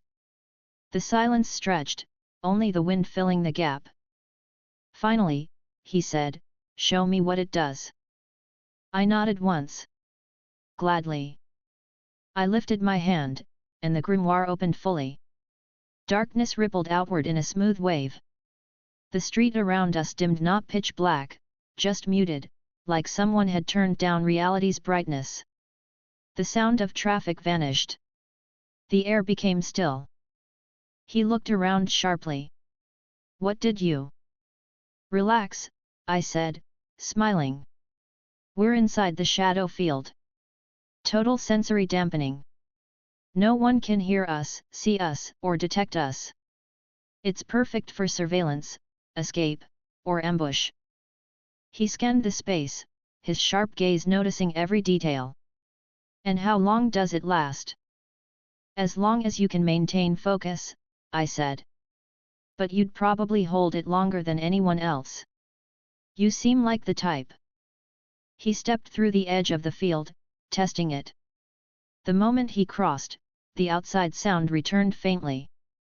He stepped back inside, and it went silent again. His expression stayed neutral, but I could tell he was intrigued. He folded his arms. Too much power in the wrong hands could cripple the League. That's why I'm offering it to you, I said easily. You're the safeguard. If someone gets a hold of this, you can counter it. Fair trade. His silence dragged again. He was thinking, weighing possibilities like he always did. Finally, he asked, can you revoke the power once given? I smiled. No. Once it's bought, it's bound.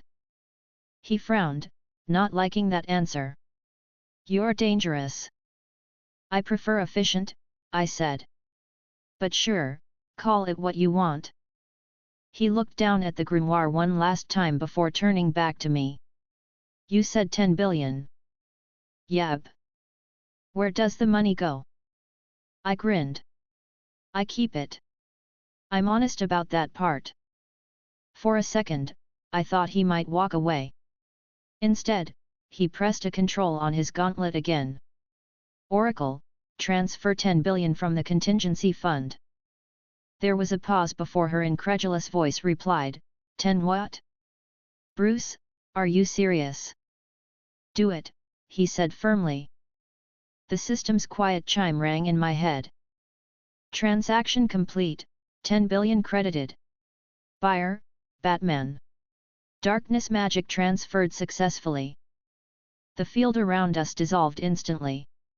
Sound rushed back the distant city, sirens and wind returning all at once.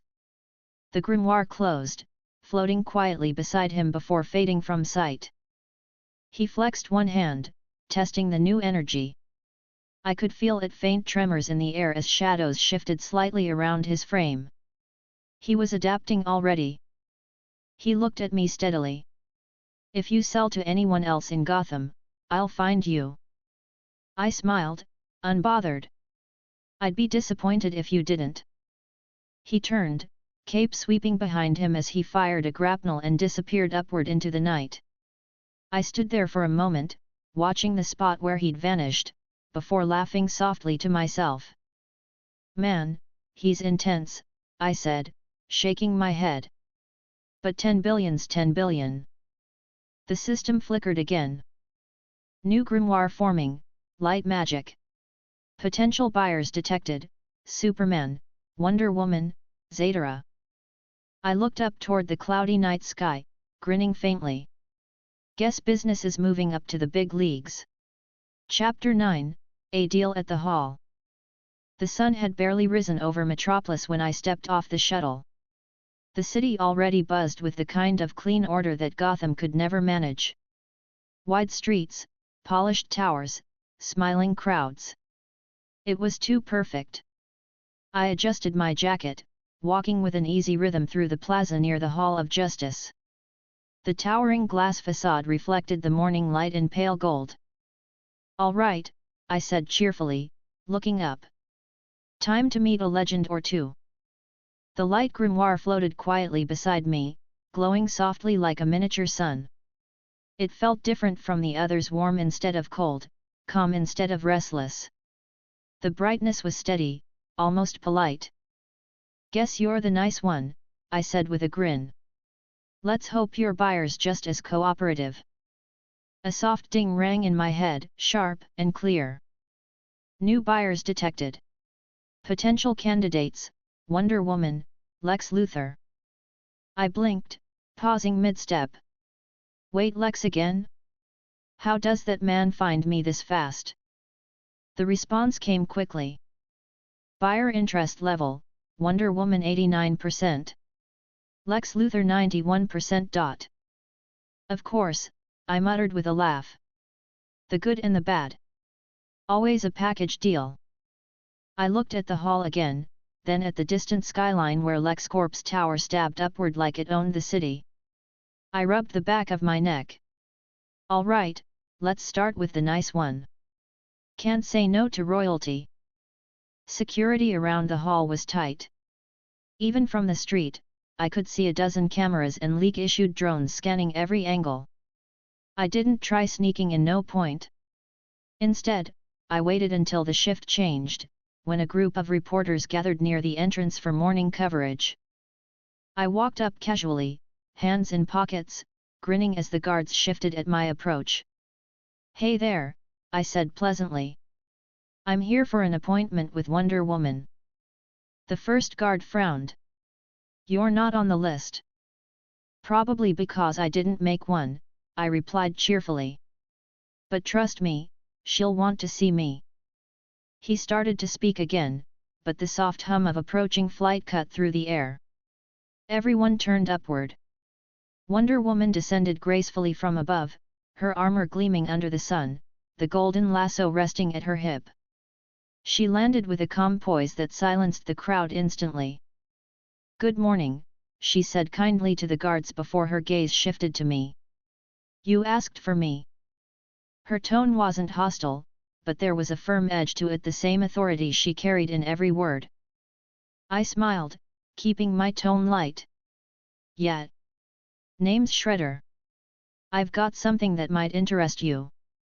Her eyes narrowed slightly, though she didn't move. "You are not affiliated with the League." "Nope," I said easily. "Independent contractor. I work with all kinds of people, heroes, villains, anyone willing to pay." The guards tensed, but she raised a hand, stopping them. Her voice stayed calm. "You admit to dealing with criminals?" I shrugged. "I admit to doing business. Not my fault if some customers have bad PR." She stepped closer, her gaze steady. "You are bold to say this at the Hall of Justice." "I like to think of it as honesty," I said cheerfully. "And I think you'll appreciate that, Princess." Her lips tightened slightly at the title. "What exactly are you selling?"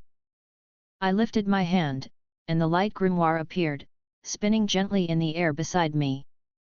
Its glow reflected in her armor. The crowd murmured softly. The warmth coming from it spread like sunlight, soft enough to ease the air around us. She looked at it silently for a long moment before speaking. "This is no ordinary artifact." "You're right about that," I said. "It's a grimoire light magic. It grants control over illumination, purification, and defense. Perfect for someone who already stands as a beacon of truth." Her eyes flicked to mine, sharp but curious. "And what is the cost?" 10 billion, I said without missing a beat. Her brow furrowed slightly. "That is not a small sum." "I never said it was," I replied with a grin. "But power's not cheap, even for someone who can deflect bullets." She folded her arms, studying me. "I have no need for more power." I chuckled softly. "You're not wrong, but think about it: light that can pierce illusion, purify corruption, or strengthen allies. That's not about power, that's about protection. You could help your team more efficiently." She hesitated. "You have given this power to others." "Batman," I said casually. "Bought one last night." He was very businesslike about it. Her posture shifted, and her eyes narrowed slightly. "You claim to have sold something to him." "Claim?" "No," I said, lifting my hands lightly. "He paid in full. He'll confirm it if you ask him." The faintest crease appeared between her brows. "And you think I would trust you simply because of that?" I smiled faintly. "No, I think you'll trust your own judgment." She said nothing, but I could tell I had her attention now. I glanced at the crowd gathering nearby and said, "Maybe we should take this conversation somewhere less public." She turned to the guards. "Clear the area." Within moments, the reporters and civilians were ushered away. When it was quiet again, she faced me once more. "Explain how this works." I motioned toward the grimoire. "Touch it, and it'll sync to you. You'll gain control over the element of light. It won't change who you are, just expand what you can do." Her expression didn't soften. "Magic of this level rarely comes without consequence." "There isn't one," I said honestly. "It takes your intent and amplifies it. Nothing hidden, nothing cursed." She stepped closer, the faint sound of her armor moving with her. "If I sense deception, you'll hit me with that lasso," I said with a grin. "Yeah, I know how that goes." Want to test it? Her eyes narrowed but with a trace of amusement. You are confident? I'm practical, I replied. Now, do we have a deal? She looked at the grimoire again, then reached out slowly. Her fingers brushed the surface, and the book flared instantly with golden light. The brightness spread outward in a pulse that illuminated the entire entryway. The guards shielded their eyes, but I just watched, smiling. When the glow settled, faint trails of light curled around her hands, fading like wisps of smoke. Her expression shifted surprise, then calm understanding. This power is pure, she said quietly. It does not seek to corrupt. Told you, I said cheerfully. Only works for the right kind of person. She flexed her hand once, testing the sensation. It responds to thought. Yup. It's practically made for someone with discipline. She nodded once, her voice softer now. And your price? Already handled, I said as the familiar sound echoed faintly in my head. Transaction complete, 10 billion credited. Buyer, Wonder Woman. Light magic transferred successfully. Her lasso glowed faintly at her hip as if reacting to the new magic. She turned to me, her expression unreadable but no longer suspicious. You are a strange man. I get that a lot, I said, smiling. You're welcome, by the way. She studied me for a moment longer. You have dangerous knowledge and powerful tools. I suggest you use them wisely. Hey, I only sell, I said lightly. What people do afterward isn't my job. She didn't reply but gave a small nod of acknowledgement before lifting off into the sky. The crowd that had been kept at a distance stared as she flew away, her new aura shimmering faintly in the sunlight. I watched her go, my grin widening. Well, that went smoother than expected. The ding returned before I could take another step. New buyers detected. Potential candidates: Superman, interest 82%, Deathstroke, interest 88%, ... I laughed quietly. Of course. Another hero and another villain. Guess balance really is the theme of my week. I shoved my hands into my pockets and started walking toward the edge of the plaza, the faint hum of the light grimoire still echoing in the air. All right, I said under my breath. Let's see which one bites first. Chapter 10, The Mercenary's Offer. Bloodhaven wasn't Gotham, but it was close enough to feel familiar. The smell of diesel and damp concrete hung in the air, and every alley looked like it hadn't seen sunlight in a decade. I stepped off the late-night bus, landing in a puddle that splashed up onto my boots. Perfect start, I said cheerfully, shaking the water off. Good thing I didn't dress for comfort. The city glowed dimly, all neon signs and half-working streetlights. I could hear sirens in the distance, the kind that never stopped for long in this part of town. I adjusted my jacket and started walking, following the mental map I'd pieced together. Deathstroke didn't hide. He just didn't want to be found unless he wanted it. Still, I had a feeling he'd already heard about me. The system's tone rang in my head, clear as ever. Tracking buyer, Deathstroke. Estimated location, Bloodhaven Docks, Sector 6. Docks again, I said with a sigh. Why is it always the docks? The light grimoire shimmered faintly beside me, still glowing softly from my last transaction. I patted it lightly. You're not for sale this time. Let's see what kind of mood he's in before I start flashing anything new. The walk took about 20 minutes. The city shifted as I moved closer to the water. Fewer people, more shadows. Containers lined the street, stacked high enough to block the view of the harbor. The only light came from flickering lamps and the moon breaking through the clouds. I stopped near a warehouse where two men stood guard at the entrance, both armed. Their posture was disciplined, not random thugs. I smiled faintly. Looks like the right place. I strolled up casually, hands visible. The guards immediately raised their weapons. "Stop," one ordered. "Hey there," I said cheerfully. "Relax, I'm just here to talk business. Tell your boss it's about something worth 10 billion. The second man frowned. "You think we're stupid? Get lost." I tilted my head. "You say that, but you didn't ask what I'm selling." They exchanged a glance. The first guard muttered into his earpiece. A few seconds later, he nodded. "Inside. Don't make any sudden moves." "Wouldn't dream of it," I said with a grin. The warehouse was large and surprisingly clean. Bright overhead lights reflected off polished concrete floors. A small table sat at the center, papers and weapon parts neatly arranged. Behind it stood Slade Wilson, fully armored except for the mask, which rested beside a dismantled rifle. His one visible eye turned toward me as I entered. "You're the merchant," he said, voice low and calm. I nodded. "That's what they call me." "Nice setup you've got here. Organized, efficient, definitely your style." He didn't react to the compliment. "You've been busy. Wonder Woman, Batman, and half the league know your name now." "Good for business," I said lightly. "Means the brand's getting around." He studied me quietly, his gaze sharp enough to make most people sweat. "You walk into my base without backup, knowing exactly who I am.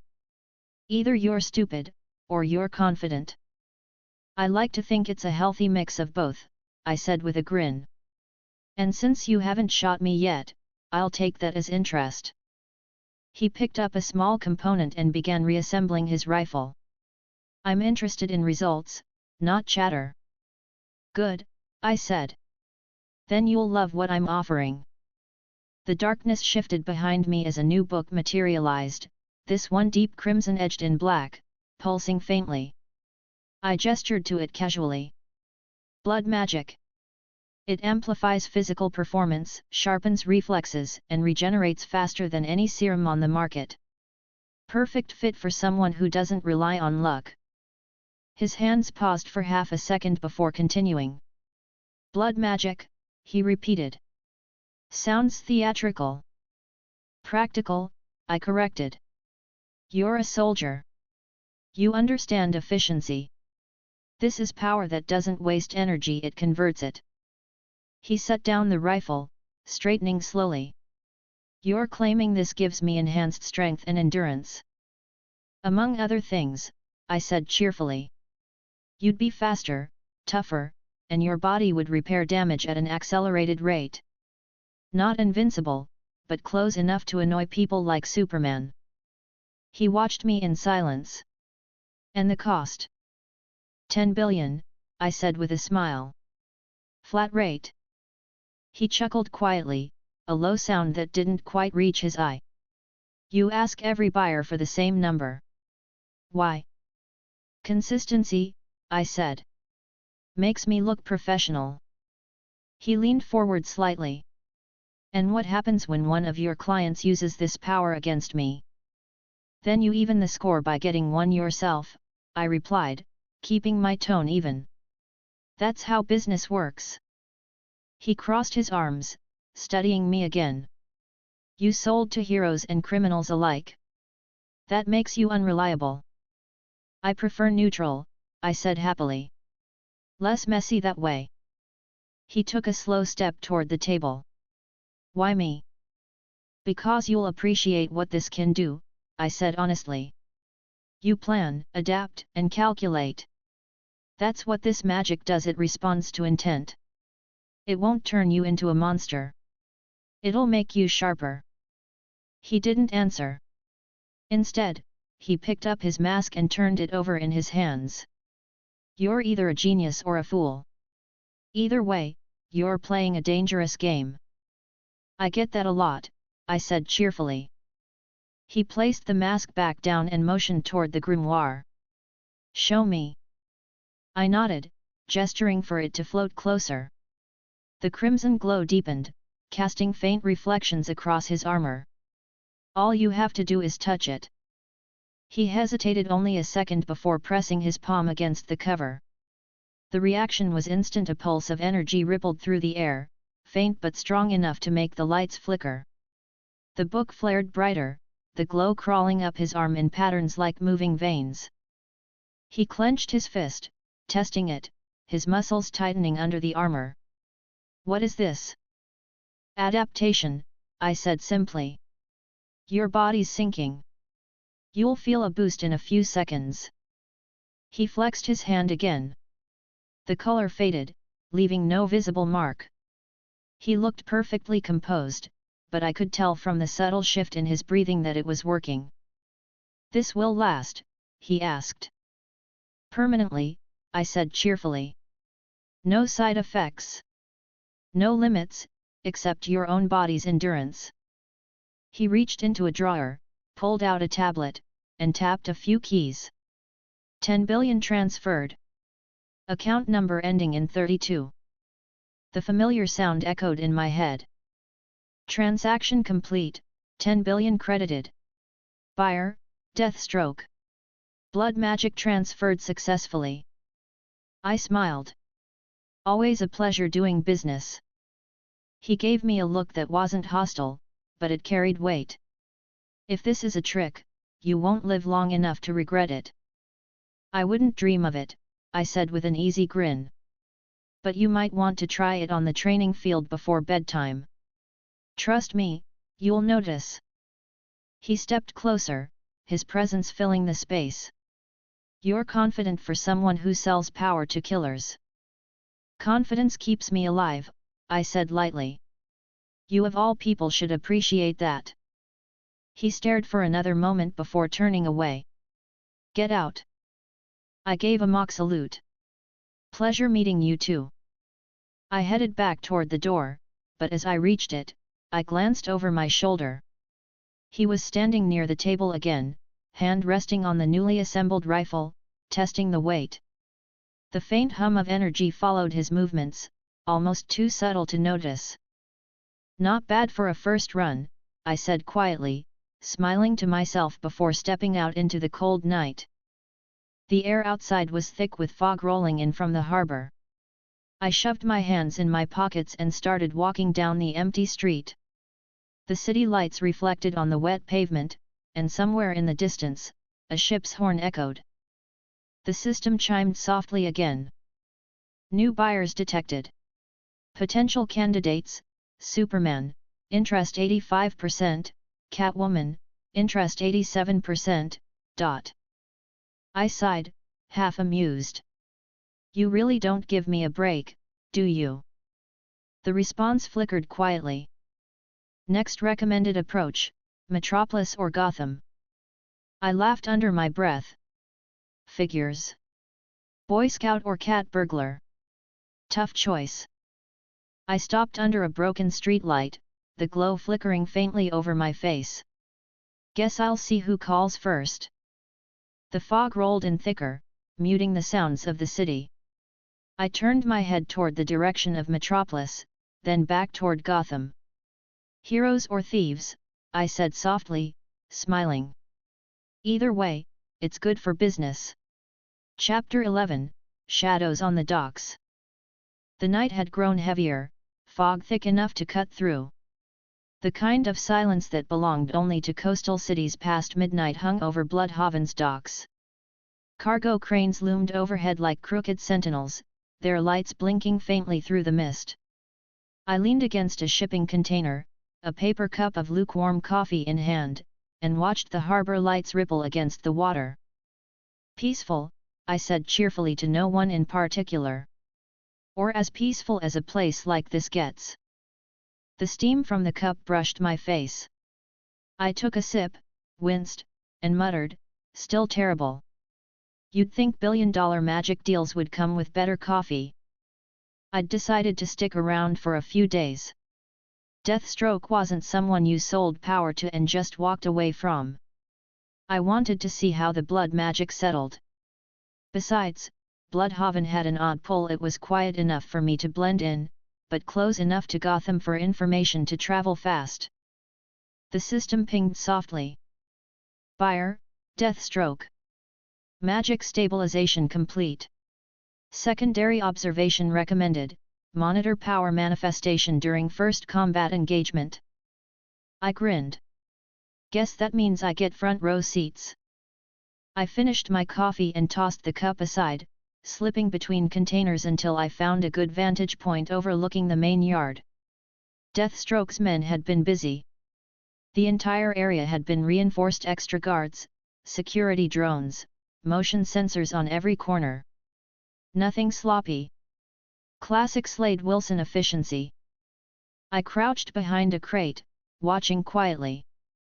A truck pulled up near the main entrance. The headlights cut through the fog before switching off. Two figures stepped out, mercenaries by the look of them, armed and serious. The cargo bay door opened, and a familiar figure stepped out of the shadows. Deathstroke.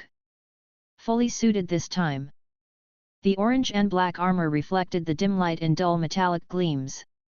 Even from a distance, his movements were sharp and controlled, like every breath was calculated. Unload the shipment, he ordered, voice calm but carrying weight. We're moving everything before sunrise. Yes, sir, one of the men replied quickly. I rested my chin on my hand, smiling. Always the professional. But as the crates came out, something felt different. The air around him carried a faint pulse, subtle but unmistakable. When he moved, it left a trace in the air, a shimmer of heat. He picked up a crate by himself, easily twice his size, and set it down with barely a sound. His movements were faster, smoother, and he didn't even seem to notice. Guess the blood magic's doing its job, I whispered to myself. Nice. Then the quiet broke. A soft hum cut through the night, followed by the distant crackle of a grapnel line. I didn't even need to look twice, I knew that sound. Great, I said cheerfully. The circus is in town. A figure landed on top of a nearby container, moving like a shadow. The blue symbol on his chest glowed faintly under the fog's haze. Nightwing crouched there, batons in hand, watching the operation below. I stayed perfectly still. He hadn't noticed me yet, too focused on his target. Down in the yard, one of Deathstroke's men called out, "Sir, we've got movement." Deathstroke didn't hesitate. Positions. Guards spread out instantly, weapons raised. Nightwing jumped down, flipping through the air with practiced ease. He landed in the middle of the yard, disarming the first man before the others even reacted.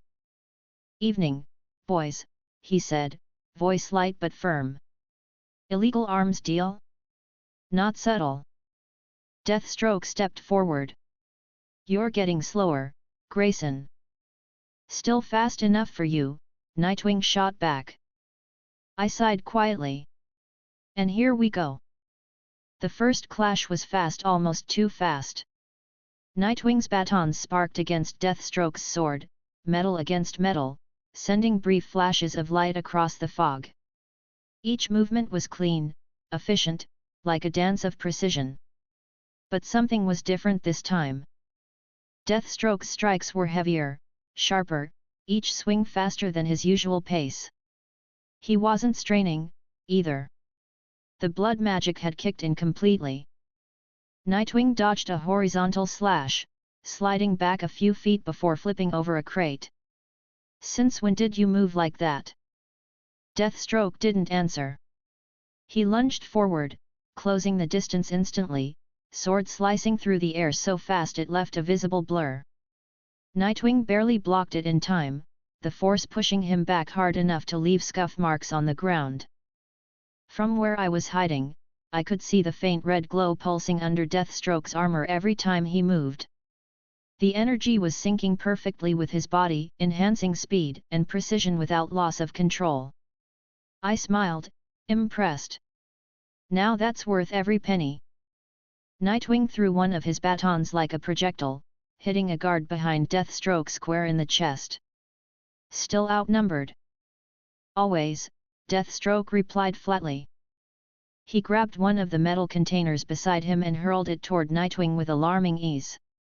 The younger hero leaped out of the way just in time, rolling across the ground. The container smashed against a wall, sending metal shards flying. Nightwing glanced at it, then at Deathstroke. Okay. You've definitely been working out. Deathstroke moved again, closing the gap in less than a second.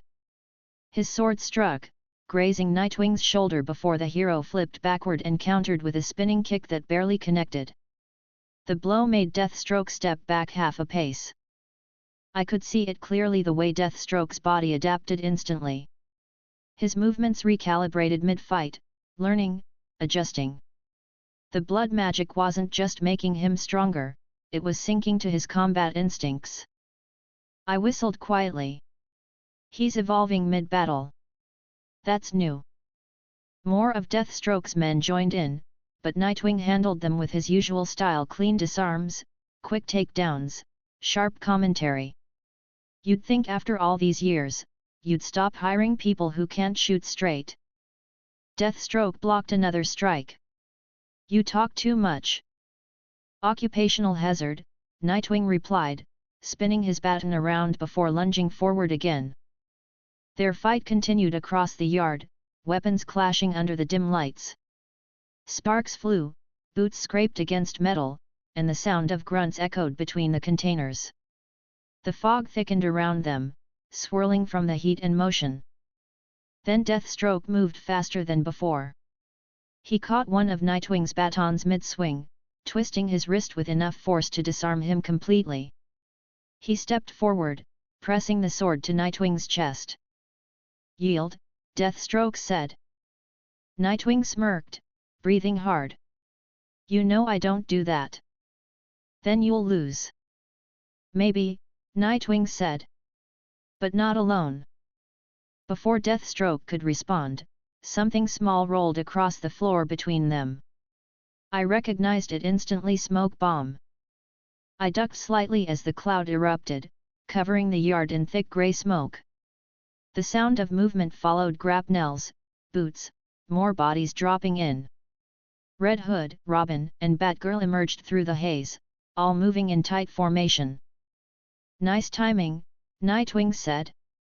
Don't mention it, Red Hood replied, his tone rough but amused. Deathstroke stepped back, switching his stance. More children playing dress-up. Funny, Jason said, raising his pistols. You look like someone's Halloween decoration. I couldn't help but grin. Oh, this is getting good. The fight reignited instantly. Red Hood opened fire with non-lethal rounds while Batgirl threw a line of electrified batarangs. Damian went straight in, sword out, engaging Deathstroke head-on without hesitation.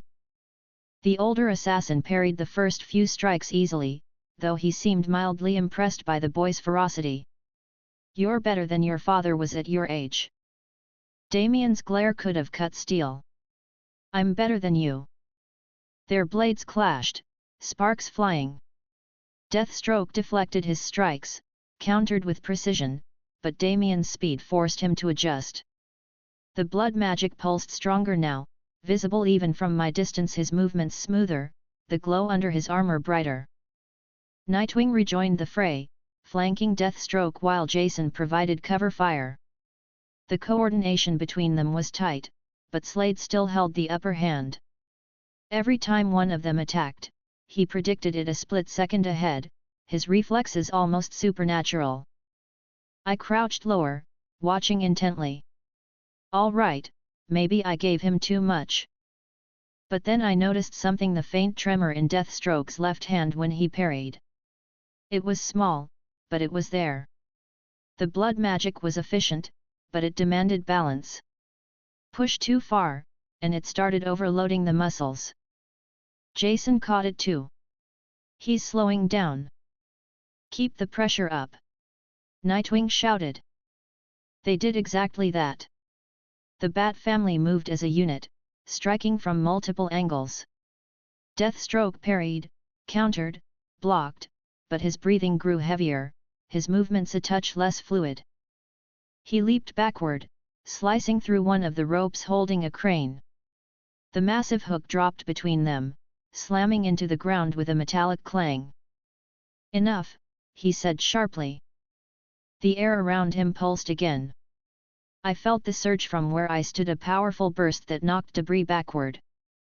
The blood magic flared crimson under his armor, veins of light spreading up his neck. He looked stronger, but the tremor returned worse this time. His body was compensating too much. Nightwing took a half step forward. "You're pushing it too far, Slade. That's not natural." Deathstroke's voice was calm. "Nothing worth having ever is." I sighed quietly. "You stubborn bastard." The fight slowed as police sirens echoed faintly in the distance.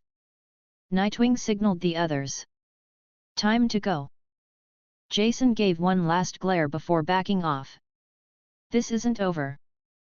Deathstroke lowered his sword slightly, his breathing steadying. "It never is." The heroes vanished into the fog the same way they'd come, leaving the yard scattered with unconscious mercenaries and broken gear. Deathstroke stood alone for a long moment before sheathing his sword and heading back toward the warehouse. I stayed hidden until the guards started regrouping. Then I stood, brushing off my jacket. "Well," I said cheerfully, "I'd call that a success." "Mostly." The system chimed softly. "Observation complete. Buyer adaptation successful. Energy overload detected, 6%. Guess he'll figure it out," I said, smiling faintly. "He always does." I turned and started walking along the pier, the fog curling around my boots as the first hints of dawn began to appear far off the horizon. Chapter 12, The Man of Light. Metropolis was the kind of city that didn't know how to sleep. Even in the early hours, its streets pulsed with quiet movement, taxis sliding by, lights shifting from one advertisement to the next, and that ever-present hum of technology that gave it a rhythm of its own. I stepped off the crosswalk, squinting up at the morning sun breaking between the skyscrapers. "All right, bright city, bright people," I said cheerfully, stretching my arms. "Time to meet the big guy." The light grimoire floated beside me, its glow faint but steady. Its golden warmth reflected in the mirrored windows as I walked through the business district. It wasn't drawing attention yet, but that was fine. I wasn't planning on making a scene unless I had to. The system's quiet tone pinged faintly in my head. "Buyer located, Superman. Current position, Centennial Park, near the statue."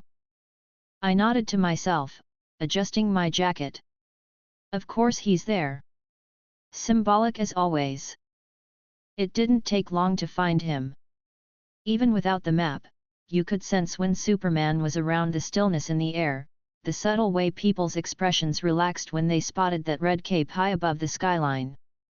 He was hovering near the statue, arms crossed, eyes scanning the horizon.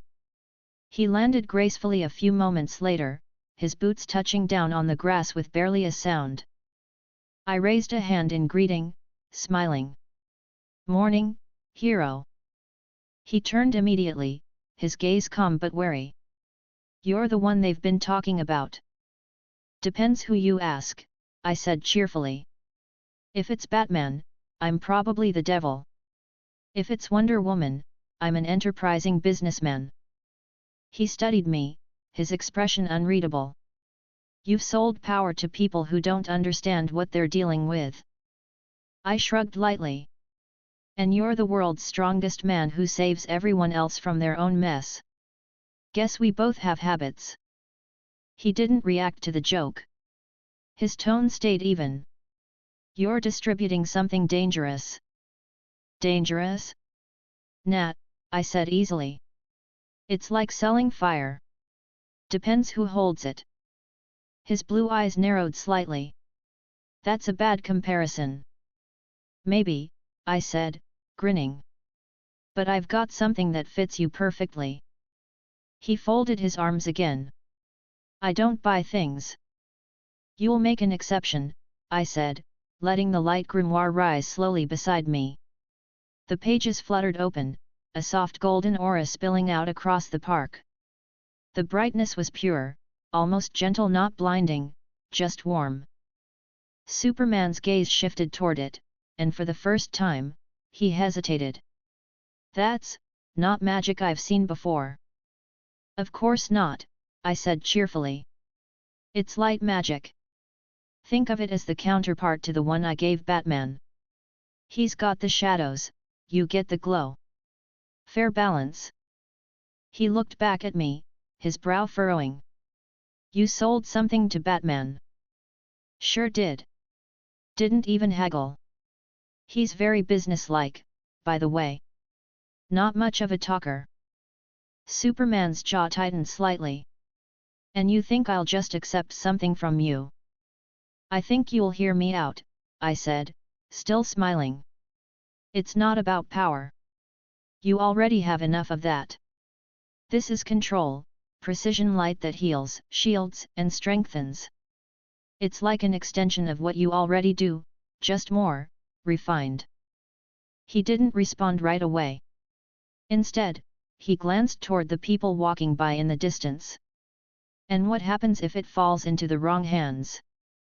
I gestured with a small shrug. "Then I sell to the right hands first. Keeps the scale balanced." He didn't seem to appreciate the humor. "That's not balance. That's chaos waiting to happen." I sighed lightly, scratching my head. "You and bats really are opposites, you know that? One broods, one lectures. I can't win either way." He crossed his arms tighter. "You've armed assassins, mercenaries, and heroes. Why would I trust you?" "Because you're smarter than to let someone else have this before you," I said simply. "Lex Luthor's been sniffing around too. I figured I'd give you the first shot." His expression sharpened at the name. "Luthor's interested in your magic." "Interested is putting it mildly," I said. "If I wanted to sell to him, I'd be halfway up his tower already. But between you and me, I prefer my customers less self-obsessed." Superman exhaled slowly, his tone measured. "You expect me to believe you're doing this out of preference?" "I'm doing it because I like options," I said honestly. "You're the kind of guy who doesn't abuse what he gets.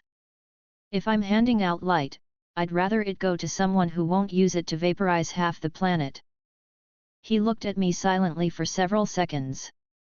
The breeze moved his cape gently, and the faint hum of city traffic filled the background.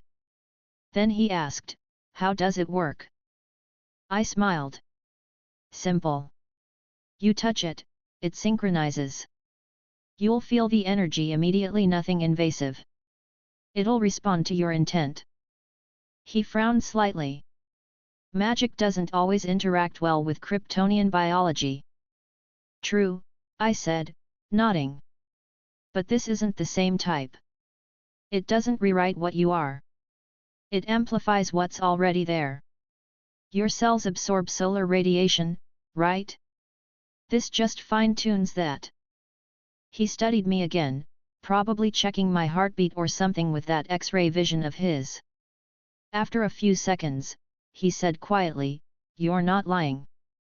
"I told you I don't have the patience for that," I said cheerfully. He stepped forward, still cautious. "And what's your price?" "10 billion, I said with a smile. Flat. I like keeping things simple." "That's a ridiculous amount of money." "I know," I said, grinning. "But hey, it keeps me from wasting time on people who can't afford it." He shook his head slightly, though not in disbelief, more like exasperation. "You think money matters to me?" "Not really," I said. "But you've got connections. Consider it a formality." He hesitated again, looking at the grimoire as it floated closer. "You really believe this will help?" "I don't believe," I said. "I know." For a moment, he seemed to debate it internally. Then he finally reached out, placing his hand flat against the grimoire's cover. The golden light surged instantly, rippling outward in a wave that filled the entire park. People nearby gasped as the brightness washed over them before fading back into a soft glow. The book pulsed once, then slowly dimmed. Superman stepped back slightly, his eyes flickering with faint golden light before settling back to normal. He looked down at his hands, flexing them slowly. It feels, he paused, searching for the word, clean. I nodded. That's light magic for you. It amplifies purity. Strengthens will. Heals faster too. He raised his head, his tone softer now. You realize what kind of risk this is? Yeah, I said cheerfully. But you can handle it. The system chimed softly. Transaction complete, 10 billion credited. Buyer, Superman. Light magic transferred successfully. Superman lowered his hand, the faint glow fading. He looked at me steadily. You've changed the balance of this world more than you realize. I shrugged. Balance is relative. I just sell the tools. What people do with them, that's their choice. He didn't seem convinced, but he didn't argue either. If Luthor comes after you, I can't protect you. I laughed softly. Wouldn't expect you to. But I appreciate the concern. He stepped back, his cape catching the wind. If you cross the line, the League will stop you. Then I'll make sure not to cross it, I said with a grin. He stared at me one last time before launching into the air. The force of his takeoff sent a gust of wind rippling through the park, scattering a few loose papers from a nearby bench. Within seconds, he was gone, just a red and blue blur against the morning sky. I stood there for a moment, brushing hair out of my face. Well, I said happily, that went smoother than expected. 3 for 3 this week. The system pinged again, right on cue. New buyers detected. Potential candidates: Lex Luthor, interest 95%, Black Adam, interest 90%. I sighed, rubbing my temple lightly. You've got to be kidding me. The guy with the ego, or the guy who punches mountains? The faint hum of the light magic lingered in the air, like the city itself was adjusting to Superman's new energy. I looked around the park one last time, then started walking toward the street, whistling quietly. All right, I said, glancing up at the distant LexCorp tower shining in the sunlight. Guess business never really slows down. ChatGPT said. Chapter 13, The LexCorp Proposal. The elevators inside LexCorp Tower moved like they had no intention of ever stopping. Smooth, quiet, and far too polished for comfort. The faint reflection of the skyline shimmered on the glass wall beside me as the elevator climbed higher and higher. I adjusted my jacket and leaned casually against the rail. Well, I said cheerfully, looking at my reflection, this should be fun. The light grimoire hovered next to me, its faint golden glow dimmed to avoid drawing attention. The security downstairs had already given me a few looks, but they didn't stop me once I mentioned who I was here to see. Lex Luthor didn't turn away people like me, he invited them in, mostly to figure out how to exploit them. The elevator chimed, and the doors opened to reveal an office that could have been mistaken for a small museum. Floor-to-ceiling windows showed all of Metropolis from above, sunlight spilling across marble floors and sleek furniture. Everything gleamed. Even the air smelled expensive. At the far end of the room stood Lex Luthor himself, wearing his signature tailored suit. He was speaking quietly into a COMM device, but the moment he noticed me, he ended the call and turned around with that practiced smile of his. I was wondering how long it would take for you to visit, he said smoothly. Traffic, I said lightly, stepping forward. You wouldn't believe how bad it is when half the city's gawking at Superman. He smiled faintly. You've made quite the impression on him, from what I hear. I shrugged. Depends on what you call an impression. He didn't punch me, so I'd say it went well. Lex gestured toward a pair of chairs near the massive desk. Please. Have a seat. I sat down casually, crossing one leg over the other. The grimoire floated quietly behind me, and his eyes flicked toward it almost immediately. That's it, isn't it? He asked. The source of all this talk, magic that can turn the playing field. Magic, power, tool, take your pick, I said cheerfully. Depends on how you use it. He gave a small nod, then leaned forward slightly, resting his hands on the desk. You've sold to heroes. To criminals. To people with no comprehension of long-term consequence. You seem too intelligent to be doing this without purpose. I like money, I said with a grin. He chuckled quietly, though the amusement didn't reach his eyes. Everyone does. But your operations are too clean, too controlled. You're not just selling power, you're testing something. Maybe, I said, still smiling. But that's not why I'm here. You wanted to talk business. He leaned back, fingers steepled. Indeed. I'm intrigued by what you've accomplished. Batman, Wonder Woman, Superman, all with your handiwork. It takes a remarkable mind to infiltrate those circles without being vaporized. Thanks, I said cheerfully. I try not to explode before payday. He smirked faintly. So tell me, what exactly are you offering me? I gestured lightly, and the light grimoire floated forward. Its golden glow brightened, filling the room with soft radiance. The polished surfaces caught the light, scattering it across the office in thin bands of gold. Light magic, I said simply. You already know that much. Superman's got one, but that doesn't mean you can't have your own version. Lex watched it with an expression that was equal parts fascination and calculation. It responds to the user's will. Exactly, I said. Power shaped by intent. You could use it for illumination, energy, shielding, whatever fits your need. He tilted his head slightly. And it doesn't reject the user. Nope, I said. It adapts. He stood, walking slowly around the desk toward the grimoire. Superman's physiology reacts positively to it. Perfectly, I said. Amplified his natural energy absorption and healing rate. That got his attention. His eyes sharpened. So it enhances Kryptonian cells. Enhances what's already there, I clarified. Doesn't rewrite anything. He smiled faintly, the kind of smile that never meant anything good. Then it can be modified. I sighed softly, leaning back in the chair. And there it is. He ignored the jab, pacing slightly as he considered. This magic, could it be replicated, mass-produced, weaponized? I laughed quietly.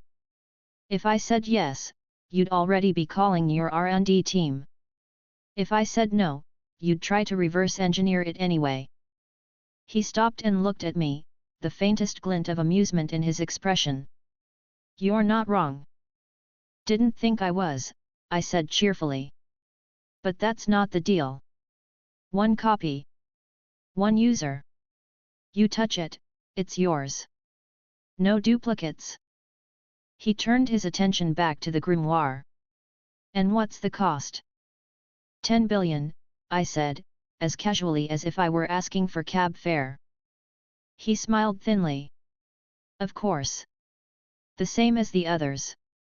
Consistency matters, I said. Besides, I know you can afford it. He chuckled quietly. You think I'd pay that easily? I think you're already planning to, I said. You want what Superman has but better. Admit it. He gave me a long, calculating look. You know, I could have you detained right now. Interrogated. You'd tell me everything eventually. I smiled, unbothered. You could try. But good luck getting through the safeguards on that book without me. Last guy who did it accidentally turned his shoes into molten glass. Lex's brow lifted slightly, but I caught the faint glimmer of curiosity in his eyes. He was hooked. He approached the grimoire again, this time slower, examining every inch of it. The energy signature is stable, he muttered. No visible corruption or instability. You're right, it's adaptable. Told you, I said happily. Now, are we doing this or not? He looked at me one more time, then reached into his jacket and pulled out a sleek tablet. 10 billion, he said calmly. Transferred directly from an offshore reserve. No paper trail. Perfect, I said, nodding. Touch it whenever you're ready. He placed a hand on the cover. The effect was immediate. The room brightened as the light magic surged, rippling outward in a soft pulse that shimmered through the air. For a moment, his reflection in the glass walls glowed faintly gold. Then the light faded, leaving the office as it had been. Lex straightened, his expression thoughtful. Fascinating. There's no resistance. It merges seamlessly. Told you, I said cheerfully. How's it feel? He flexed his fingers slightly. Warm. Controlled. Efficient. Remarkable technology. Magic, I corrected lightly. He smiled faintly. Semantics. The system's chime sounded quietly in my head. Transaction complete, 10 billion credited. Buyer, Lex Luthor. Light magic transferred successfully. Lex turned toward the window, his hands clasped behind his back. This could change everything. I'm sure that's what you'll tell yourself when you're writing the press release, I said with a grin. He looked over his shoulder at me. Do you realize what you've just done? Yeah, I said lightly. I just got 10 billion richer. He gave a quiet laugh, though there was no real humor in it.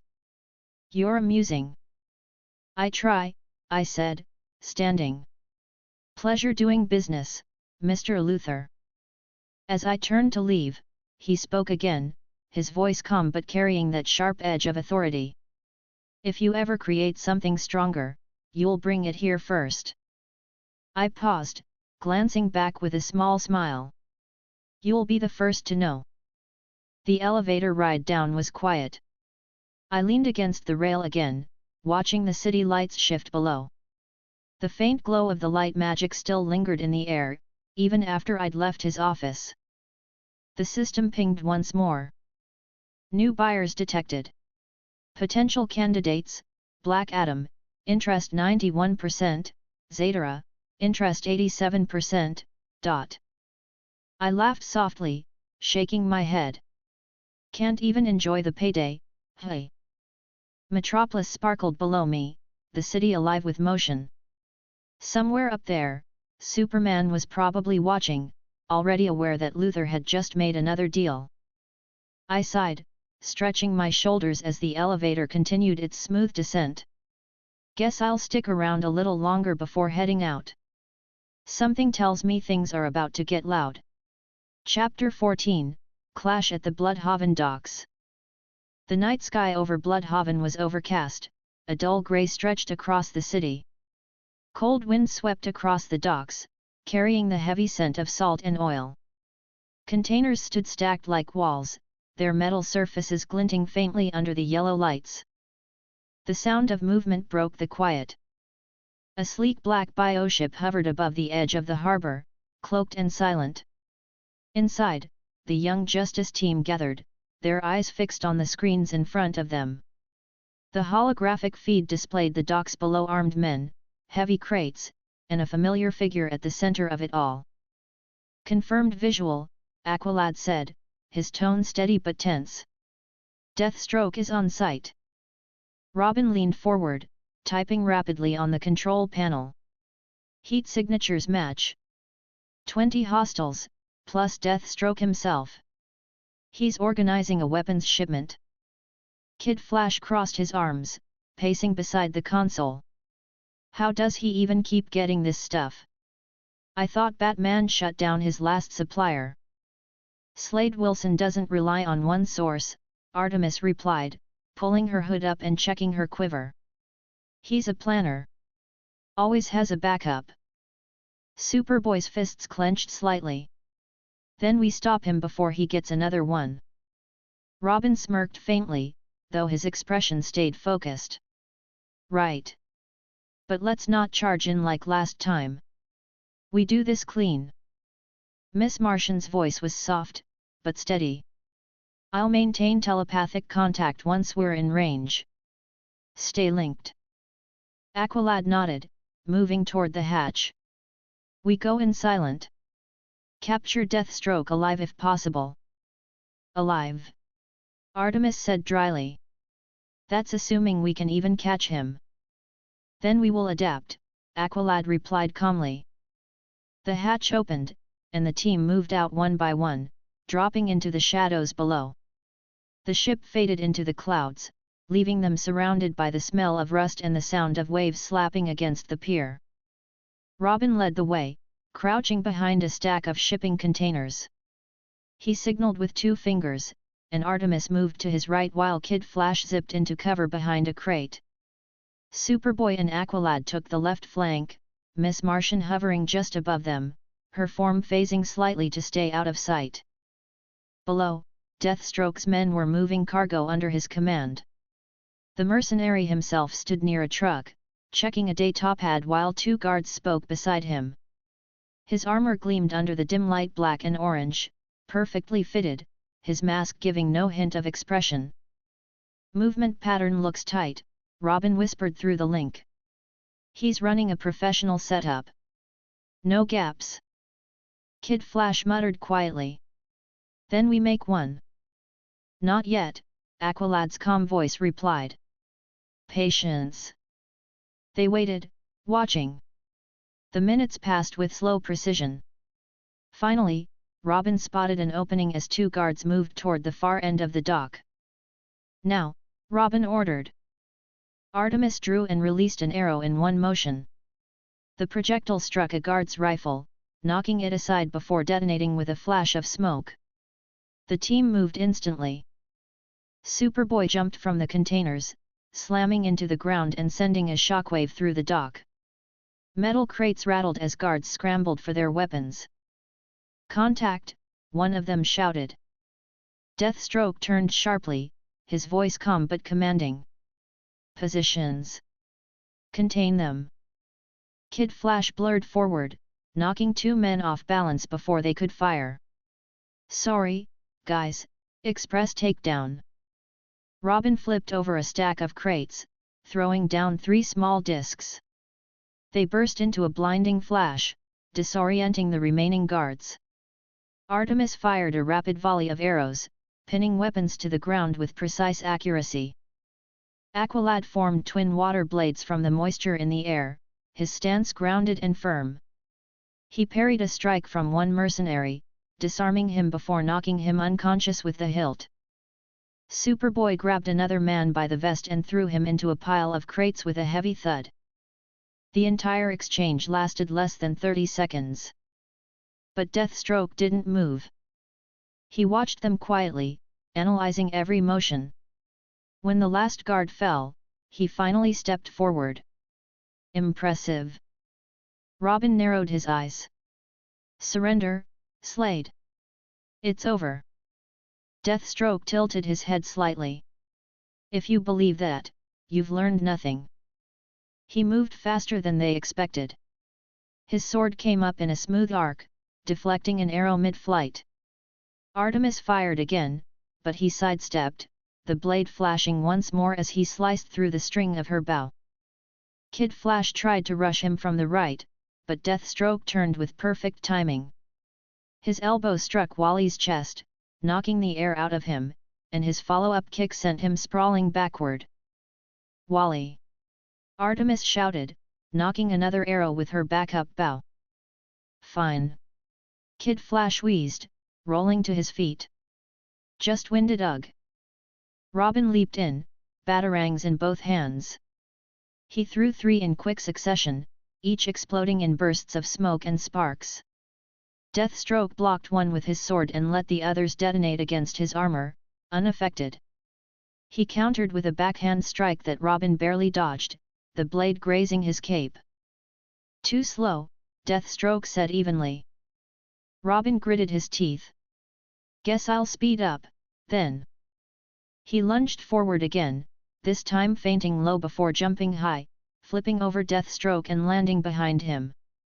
He swung one of his eskrima sticks at the back of the assassin's head, but Deathstroke caught it without turning around, twisting it out of Robin's grip and throwing it aside. Before Robin could react, Deathstroke kicked backward, catching him in the ribs and sending him tumbling across the concrete. "Robin!" Miss Martian called out, her voice echoing in the team's link. "I'm okay," he grunted, forcing himself up. Superboy charged in, eyes glowing faintly red. "Try that on someone who hits back." He swung, the punch powerful enough to dent steel. Deathstroke moved just enough to avoid the full force, letting the blow skim his shoulder. He countered with a quick jab to Superboy's side, followed by a rising strike that forced him back. Superboy growled, irritation flashing across his face. "You shouldn't be standing after that." Deathstroke's tone was almost amused. "You hit harder than most, but you rely too much on power." He ducked under Superboy's next swing and swept his leg, knocking the Kryptonian hybrid off balance. Before Superboy could recover, Deathstroke grabbed a flash grenade from his belt and tossed it upward. "Eyes!" Robin shouted, throwing up his arm. The explosion filled the area with blinding light. Miss Martian phased through a container to get behind Deathstroke, trying to hit him telepathically. "He's resisting mental intrusion," she said through the link, strain in her tone. "Something's shielding his mind." "Then we do it the old way," Artemis replied sharply. She fired a net arrow that expanded midair. Deathstroke caught it with one hand and ripped through it with the other, moving toward her before she could reload. Aqualad intercepted, crossing his water blades to block a downward strike. Sparks hissed as the magic-infused water clashed against his sword. Deathstroke pushed forward with raw strength, forcing Aqualad to his knees before the Atlantean twisted, redirecting the pressure and striking back. The assassin stepped aside smoothly, letting the blow pass before landing a precise counterpunch to Aqualad's stomach. The impact made him stagger, the water blades flickering briefly. Miss Martian lifted a cargo container telekinetically and hurled it at Deathstroke. He turned, slicing it cleanly in half before it hit him. Kid Flash zipped behind him again, this time landing a solid strike to the back of Deathstroke's head. The hit barely made him flinch, but it drew his attention. "That one was for earlier," Wally said, panting. Deathstroke's voice stayed calm. "Then this is mine." He spun, grabbing Kid Flash mid-motion and throwing him into a nearby stack of crates. "Wally!" Artemis shouted, running to check him. "I'm fine," he groaned, pushing debris off himself. "I think."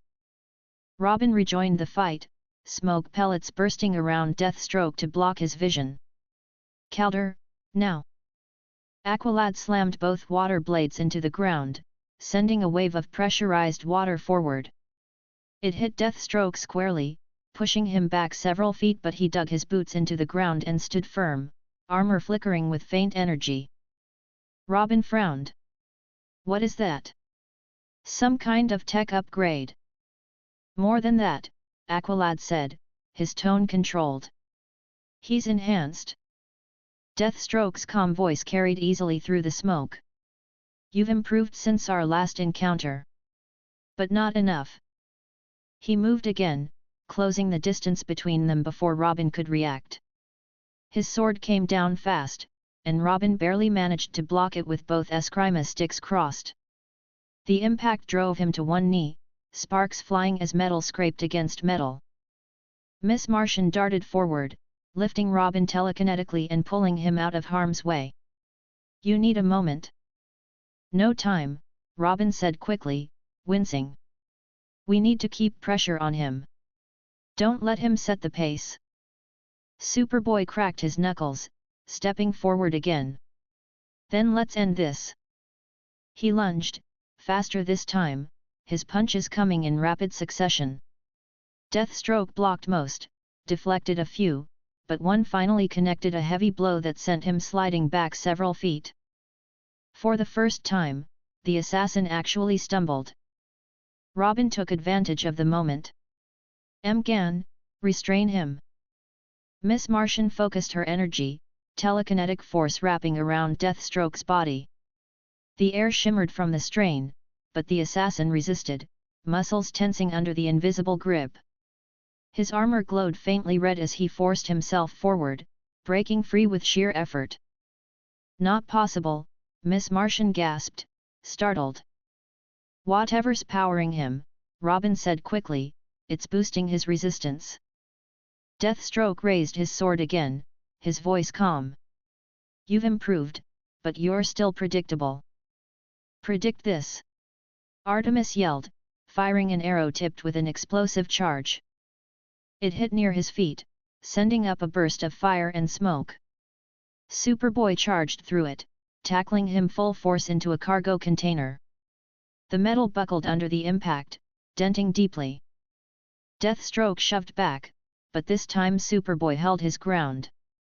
The two locked in a contest of strength, neither giving way. Sparks flew as Deathstroke's sword pressed against Superboy's arm, the blade heating from friction. Robin sprinted in, flanking to the side. Now! Superboy shoved hard, sending Deathstroke off balance just long enough for Robin to leap and land a kick to his helmet. The impact made the assassin stagger again, his grip on the sword loosening slightly. Aqualad seized the opening. He channeled a surge of water energy through his blades and struck. The twin arcs of blue light slammed into Deathstroke's chest, forcing him back several meters before he hit the ground. The team regrouped, forming a semicircle around him. Deathstroke stood slowly, brushing off the dirt. His breathing was steady, though his armor was dented. You've improved, he said simply. That's good. Robin tightened his grip on his weapons. We're not done. He gave a short nod, almost approving. No. You're not. Before they could move, a flash grenade rolled between them. The explosion of light and sound disoriented the group long enough for Deathstroke to disappear into the smoke. When it cleared, he was gone. Kid Flash groaned, rubbing his head. He's seriously allergic to sticking around, hey. Robin scowled, scanning the area. He's testing us. Seeing how far we've come. Aqualad's expression was calm but serious. And he will adapt accordingly. Artemis lowered her bow with a sigh. At least we drove him off. Barely, Robin said quietly. Miss Martian floated closer, concern clear in her voice. Should we call Batman? Not yet, Robin replied. We'll regroup and analyze the data first. Batman's going to want every detail. Superboy crossed his arms, still glaring at the spot where Deathstroke had vanished. Next time, he won't get away. The team fell silent for a moment, the sound of the waves filling the space between them. Aqualad finally spoke. Let us return to the ship. We have much to review. They moved together through the fog, their steps steady but heavy with the weight of the encounter. Chapter 15, Night Work in Gotham. Cold air slid across the rooftops and down into Gotham's Narrows. Traffic noise dropped off the farther you went from the bridges, replaced by the hum of rooftop fans and the dull clank of distant freight. A storm system sat idle over the river, holding back the rain but loading the air with damp weight. From the roof of a 6-story garment warehouse on Pasco and 12th, Batman watched the streetlights blink red to green, then back again. He stood still near the ledge, cape tucked, eyes on the loading bays below. A line of vans waited at the alley mouth with their engines off. 2 lookouts held position on the stairwell landing. A third paced near a stack of drums labeled with fake pharmaceutical stickers. His cowl display cycled through spectrums: thermal, ultraviolet, then back to low light. The readings from the drums didn't match the labels. Compound signatures inconsistent, he said quietly. Oracle's voice came through the bone mic with a low buzz. Seeing the same thing through the traffic cam you hijacked. Not fentanyl. Trace elements match several organophosphate families, but the ratios are wrong. That's not a standard toxin suite. Testing, Batman said. He flicked a marble-sized bead across the rooftop. It bounced once, split into 4 microdrones, and drifted on their own propellers to the alley. 1 slipped under the bay door. 2 settled on the drums. The 4th landed on the pacing guard's collar. The near-silent feed pushed to his lenses. The drum interior held thin glass vials packed like test tubes. The camera's sniffer routine flagged an active vapor in the air. The guard's pulse notched higher when he passed the stack. Oracle hummed. I'm mapping the molecule set now. I'm also getting weird resonance low-frequency energy around the loading bay. You see that? I see it. Batman's jaw tightened slightly. The energy pattern wasn't ambient electrical noise. It moved in waves, steady, then compressing, then steady again. He'd measured something like it last night near Crime Alley when he tested his new field. The pattern here was harsher, with sharp spikes. It didn't feel like ambient circuitry. It felt directed. A new sound rolled in under the fans, a van easing into the alley with its lights off. The driver backed carefully toward the second bay. The overhead door rattled up a foot, then stuck. Someone inside gestured hard with a gloved hand to stop. The driver killed the engine. The man who stepped into the alley wore a burlap-stitched hood over a rigid mask. Long, stained coat. Thin gloves. Carrion brown satchel across his chest. Even through the haze, the outline was familiar. Crane, Batman said, voice low. Oracle exhaled. Wonderful. He's been quiet for 3 weeks. I'll ping MCU and Gordon, but they'll need 10. You have 2 lookouts, 1 roamer, and at least 3 more inside from heat. And that energy signature just doubled. Jonathan Crane's Scarecrow wasn't alone. He wasn't jittery either. He moved like he had rehearsed every step. He set a small black case on the ground and opened it with controlled hands. A book lifted out of the case on its own, floating upright beside him. Its cover was dark green, matte, with pale purple veins shifting just under the surface. Unlit letters drifted across the spine and settled. The air around the pages thickened. Oracle's voice sharpened. There it is. That's one of your books. Signature matches the others, but the spectral sidebands are skewed toward nitrogen and chlorine carriers. That thing is emitting a field into the drums. Poison magic, Batman said evenly. The book turned a page without wind. A soft breath of sweet air reached the rooftop even from 40 feet away. The men nearest to Crane breathed through masks with screw-on cartridges. The pacing guard checked his filter, tightened it, and kept moving. Batman adjusted his stance a fraction. He's blending years of fear work with a new catalyst. If this leaves the dock, it moves fast. Then stop it fast, Oracle said. Gordon's on the way. No sirens. He'll try the riverside. Batman stepped back from the ledge. He drew a line launcher and set an anchor at the parapet. He counted the lookout's sweep, listened to the driver shift his weight, and breathed in once. The cape loosened. He fired. The line sang once through the damp air. He crossed the alley in a low arc, cut the line before the hook bit the opposite wall, and dropped behind the stairwell tower without a sound. The nearest lookout leaned on the rail with his weight wrong on his heels. Batman was at his back in 2 steps.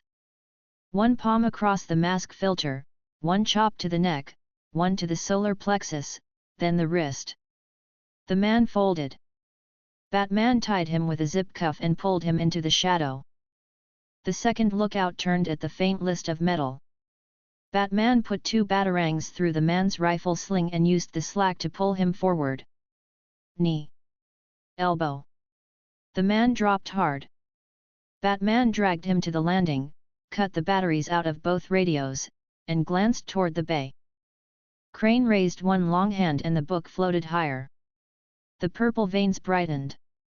Vials inside the drums started to fizz. Batman's microdrone camera tried to compensate for the spectrum shift and failed for 2 seconds straight. Subharmonics climbing, Oracle warned.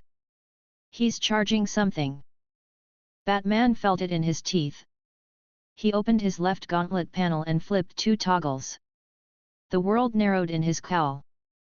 Sound fell away. Edges sharpened. Shadows deepened until they weren't shadows anymore but cover thick, responsive, cooperative. He stepped off the landing and let the alley's light slide past him. The field around him swallowed color and sound in a controlled radius. He walked straight through a gap between 2 men and none of them reacted. His footfalls were a whisper under the field. Crane was 10 paces ahead, book level with his head, one finger tracing symbols that formed on the page and sank into it like ink. Batman stepped left, came up at Crane's flank, and snapped a pellet against the book's surface. It stuck. The charge went off at once. Microwave burst, pinpointed.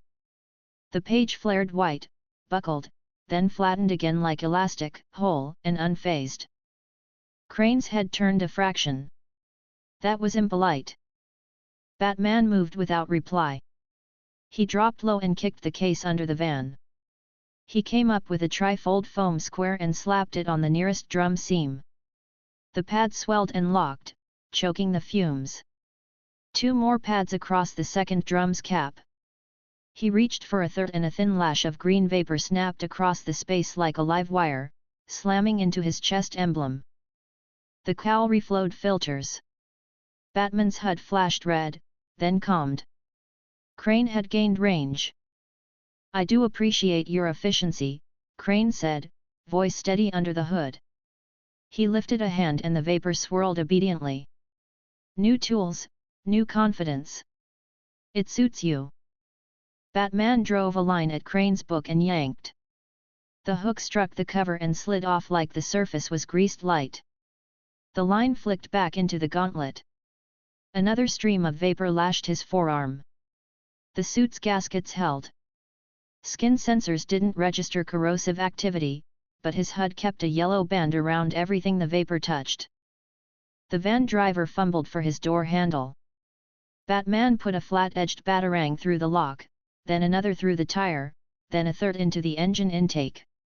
The driver ducked. Good. Scared drivers hit accelerators. Crane flexed his fingers and the book turned a page. He moved them again and the drum caps started to twist without tools. Batman slid 2 more foam pads onto the threads and jammed them with a burst of expanding resin. The resin hardened in half a second. Crane's tone didn't rise. "Rustic methods. But they keep the lid on." "You're late, Crane," Batman said, circling. "This moved 6 hours ago." Crane's head tilted as if listening to music. "You know that isn't true." He spread 2 fingers. The air between them rippled, then ran like a liquid curtain. A green fog spilled from nowhere, pooled low, then rose. The guard closest to it took 1 step in the wrong direction, coughed, and stumbled. The rest adjusted their mask cartridges and held formation. Oracle's voice clipped. "You've got to cut power to the field, or shut his focus. His mask chromatographs are calibrated, yours are better, but saturating any of that is a problem." "Understood." Batman dropped 2 steel ball bearings. They cracked and spilled a powder that drank the fog where it touched and left the concrete dull and clean in round patches. The puddles bought him lanes. He moved through them, fast. Crane tracked him with a small turning of the book. Vapor rose like a wall. Batman went through it, then disappeared right in front of him as the shadow field tightened. Crane's eyes over the mask narrowed. He stepped back on instinct. The book's purple veins pulsed harder. Batman reappeared behind him and swung a baton at Crane's wrist. Crane jerked his hand and the vapor stiffened like a shield. The baton struck and bounced. Batman followed with a hip throw. Crane skated backward as if the concrete had lost friction. Two goons rushed. Batman pivoted and put one into the van door with his shoulder. The man collapsed. The second took 3 quick strikes across the shoulder, wrist, and jaw, then hit the ground. Batman's peripheral picked up the driver, making a break for the alley mouth. He threw a double-forked batarang. It split mid-flight and bound the man's ankles. Crane didn't flinch. "You like the new tricks," he said, tone academic. "It's always interesting to watch you adjust." "You bought something you can't control," Batman said, advancing. "On the contrary," Crane answered, and the book flipped again. "I can at last control exactly what I need." The green field concentrated on a point just in front of Batman. It tightened into a blade-thin sheet. Batman checked his angle, rolled past it, and planted a charge on the concrete. He triggered it as soon as his boot cleared. The blast wasn't loud. It ripped a trough in the floor and vented the fog downward into the drainage channel, where the powder from his earlier bearings soaked it dry. The book's glow dimmed for a second, then stabilized. Batman saw the rhythm now. Crane's breath matched the page pulses. When Crane held the page flat, the field spread wide. When he drew his fingers into a fist, it tightened and cut. Simple. Efficient. Vulnerable if you interrupted the cadence. Batman let the shadow field bloom to full around him. Green everything dulled. Crane turned his head left to track him. Batman didn't stay left. He broke right, stayed close to the ground, and used the resin patches like stepping stones. Crane snapped a hand down to stitch the patches with a strip of toxin, but Batman was past it. He faked for the book again. Crane raised his arm and Batman palmed a grapnel into the open case on the floor and fired. The line wound around the case handle, snagged the mask filters that Crane had laid beside it, and yanked both into the trough. The case slammed shut. The filters vanished under soaked powder and neutralized fog. Crane's eyes tightened behind the mask. That was unnecessary. "You should wear a spare," Batman said. Crane gave the faintest shrug and kept the book steady. "You should bring more than one field." Batman moved. Crane met him with hard vapor and a spike of acrid air that made paint curl on the bay door. Batman's suit reported heat stress at the knees. He cut left again, drove a magnetic window buster into the bay door's rail, and pulled the door down hard. The crash reverberated through the alley. The men outside jumped. "Good. Surprise is time." Oracle cut in. 3 minutes. "Gordon's units are in the alley on Pharaoh. He's keeping the lights off, like you asked.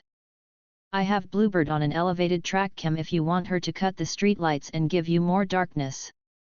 "Hold," Batman said. Crane turned his head minutely toward the dock mouth. That tick was all Batman needed.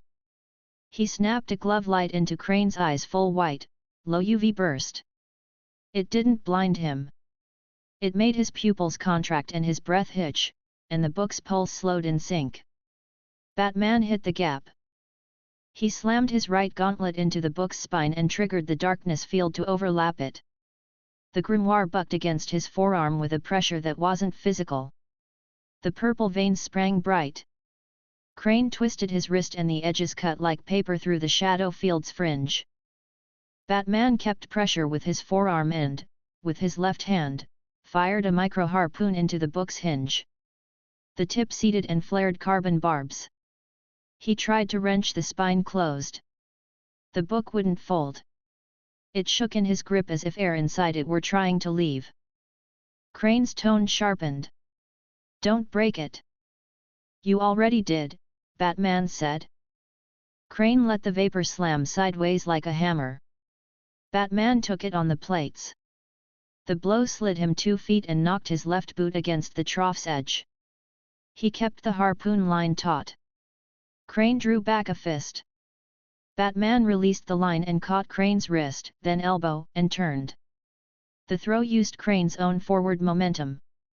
Crane hit the concrete, rolled smoothly, and came up to a crouch with the book above his palm like a shield. Batman tossed 2 caltrops to shape the space and then closed again, cutting off Crane's exit lanes. Crane recognized the pattern and abandoned the alley mouth. He retreated deeper into the bay, toward the inner door. The book tilted toward that door as if it were aware of the way out. Back hall leads to the boiler, Oracle said quickly. If he gets into the service tunnels with that field active, he can aerosol half the block. Gordon needs 30 more seconds. I won't let him get there, Batman said. Obviously, Oracle muttered, but the line held ready. Batman flicked a crescent batarang at the sprinkler head above Crane. The head burst and water sheeted downward, knocking the vapor out of the air in rippling curtains. The book hissed, a sound like a match doused in a sink.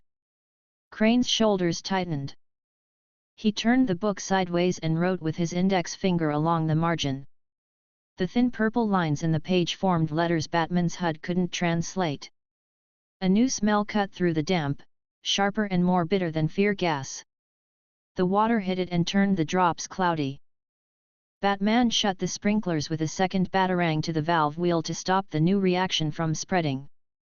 The water eased to a drip. He kept moving. Crane threw vapor blades in a fan. Batman slid between them, felt one kiss the outer edge of his cape and eat a small crescent from the hem. He thumbed the cape's memory wire and it stiffened, making a shield. Another blade carved a wavy line across it and died. Batman dropped the cape shield, kept the frame, and lashed it at Crane's forearm. The frame clipped the wrist and spun the book for half a second. That was enough. Batman snapped a cryo pellet at the book's lower corner. Frost crawled along the edge and cracked off. The magic shed it like warm glass, but the fraction of drag slowed the flip.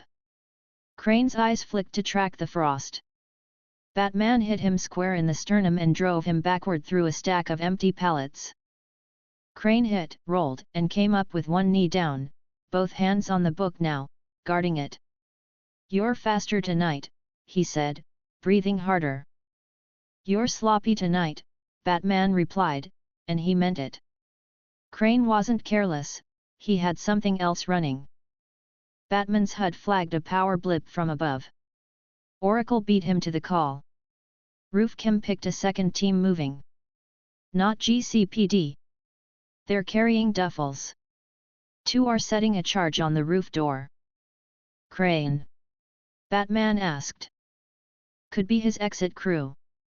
Could be buyers, Oracle said. No insignia. Trying to pull plates. Crane's eyes shifted toward the ceiling for a heartbeat. He masked it well too late. Batman moved to cut him off from the interior stair. Crane slashed the air low and wide. The vapor cut the resin pad in half and chewed a shallow groove in the concrete, but Batman had already leaped the line. He kicked the door bar with the heel of his boot and blew the lock's shear pins without explosives. The door flew inward. A cold draft rushed down the stairwell. Crane didn't chase. He smiled under the hood, not joy, just acknowledgement.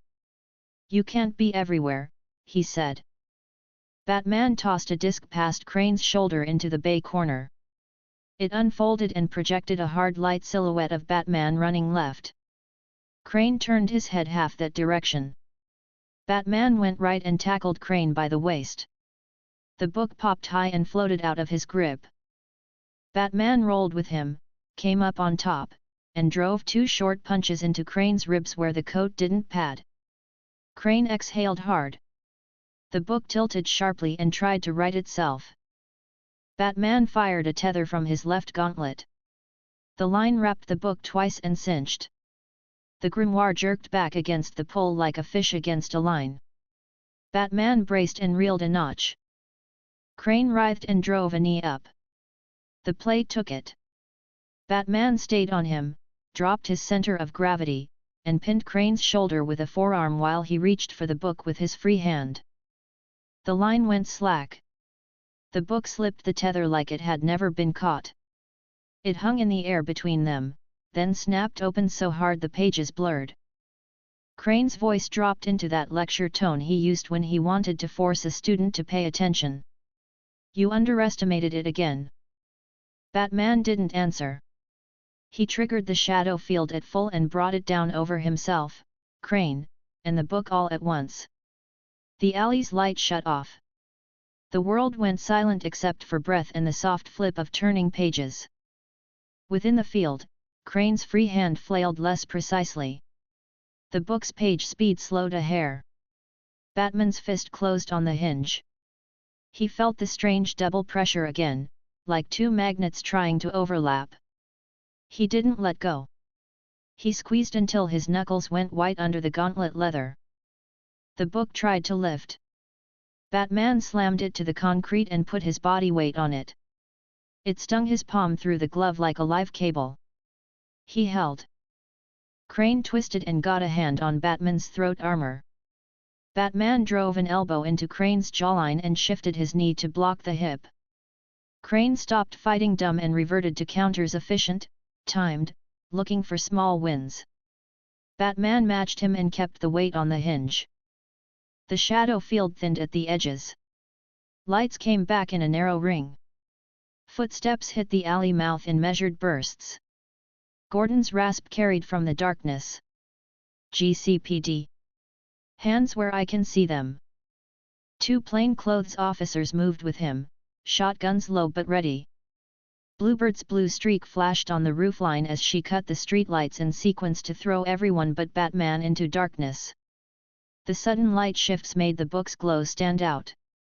Crane made a small sound in his throat, annoyance more than fear. He drove his thumb into a seam in Batman's gauntlet and tried to pry the glove off. Batman twisted his hand, let the thumb slip, and ground the book's spine harder into the floor. "Now would be good," Oracle reminded him. "Gordon can't see through your field, but the other team on the roof just busted the door."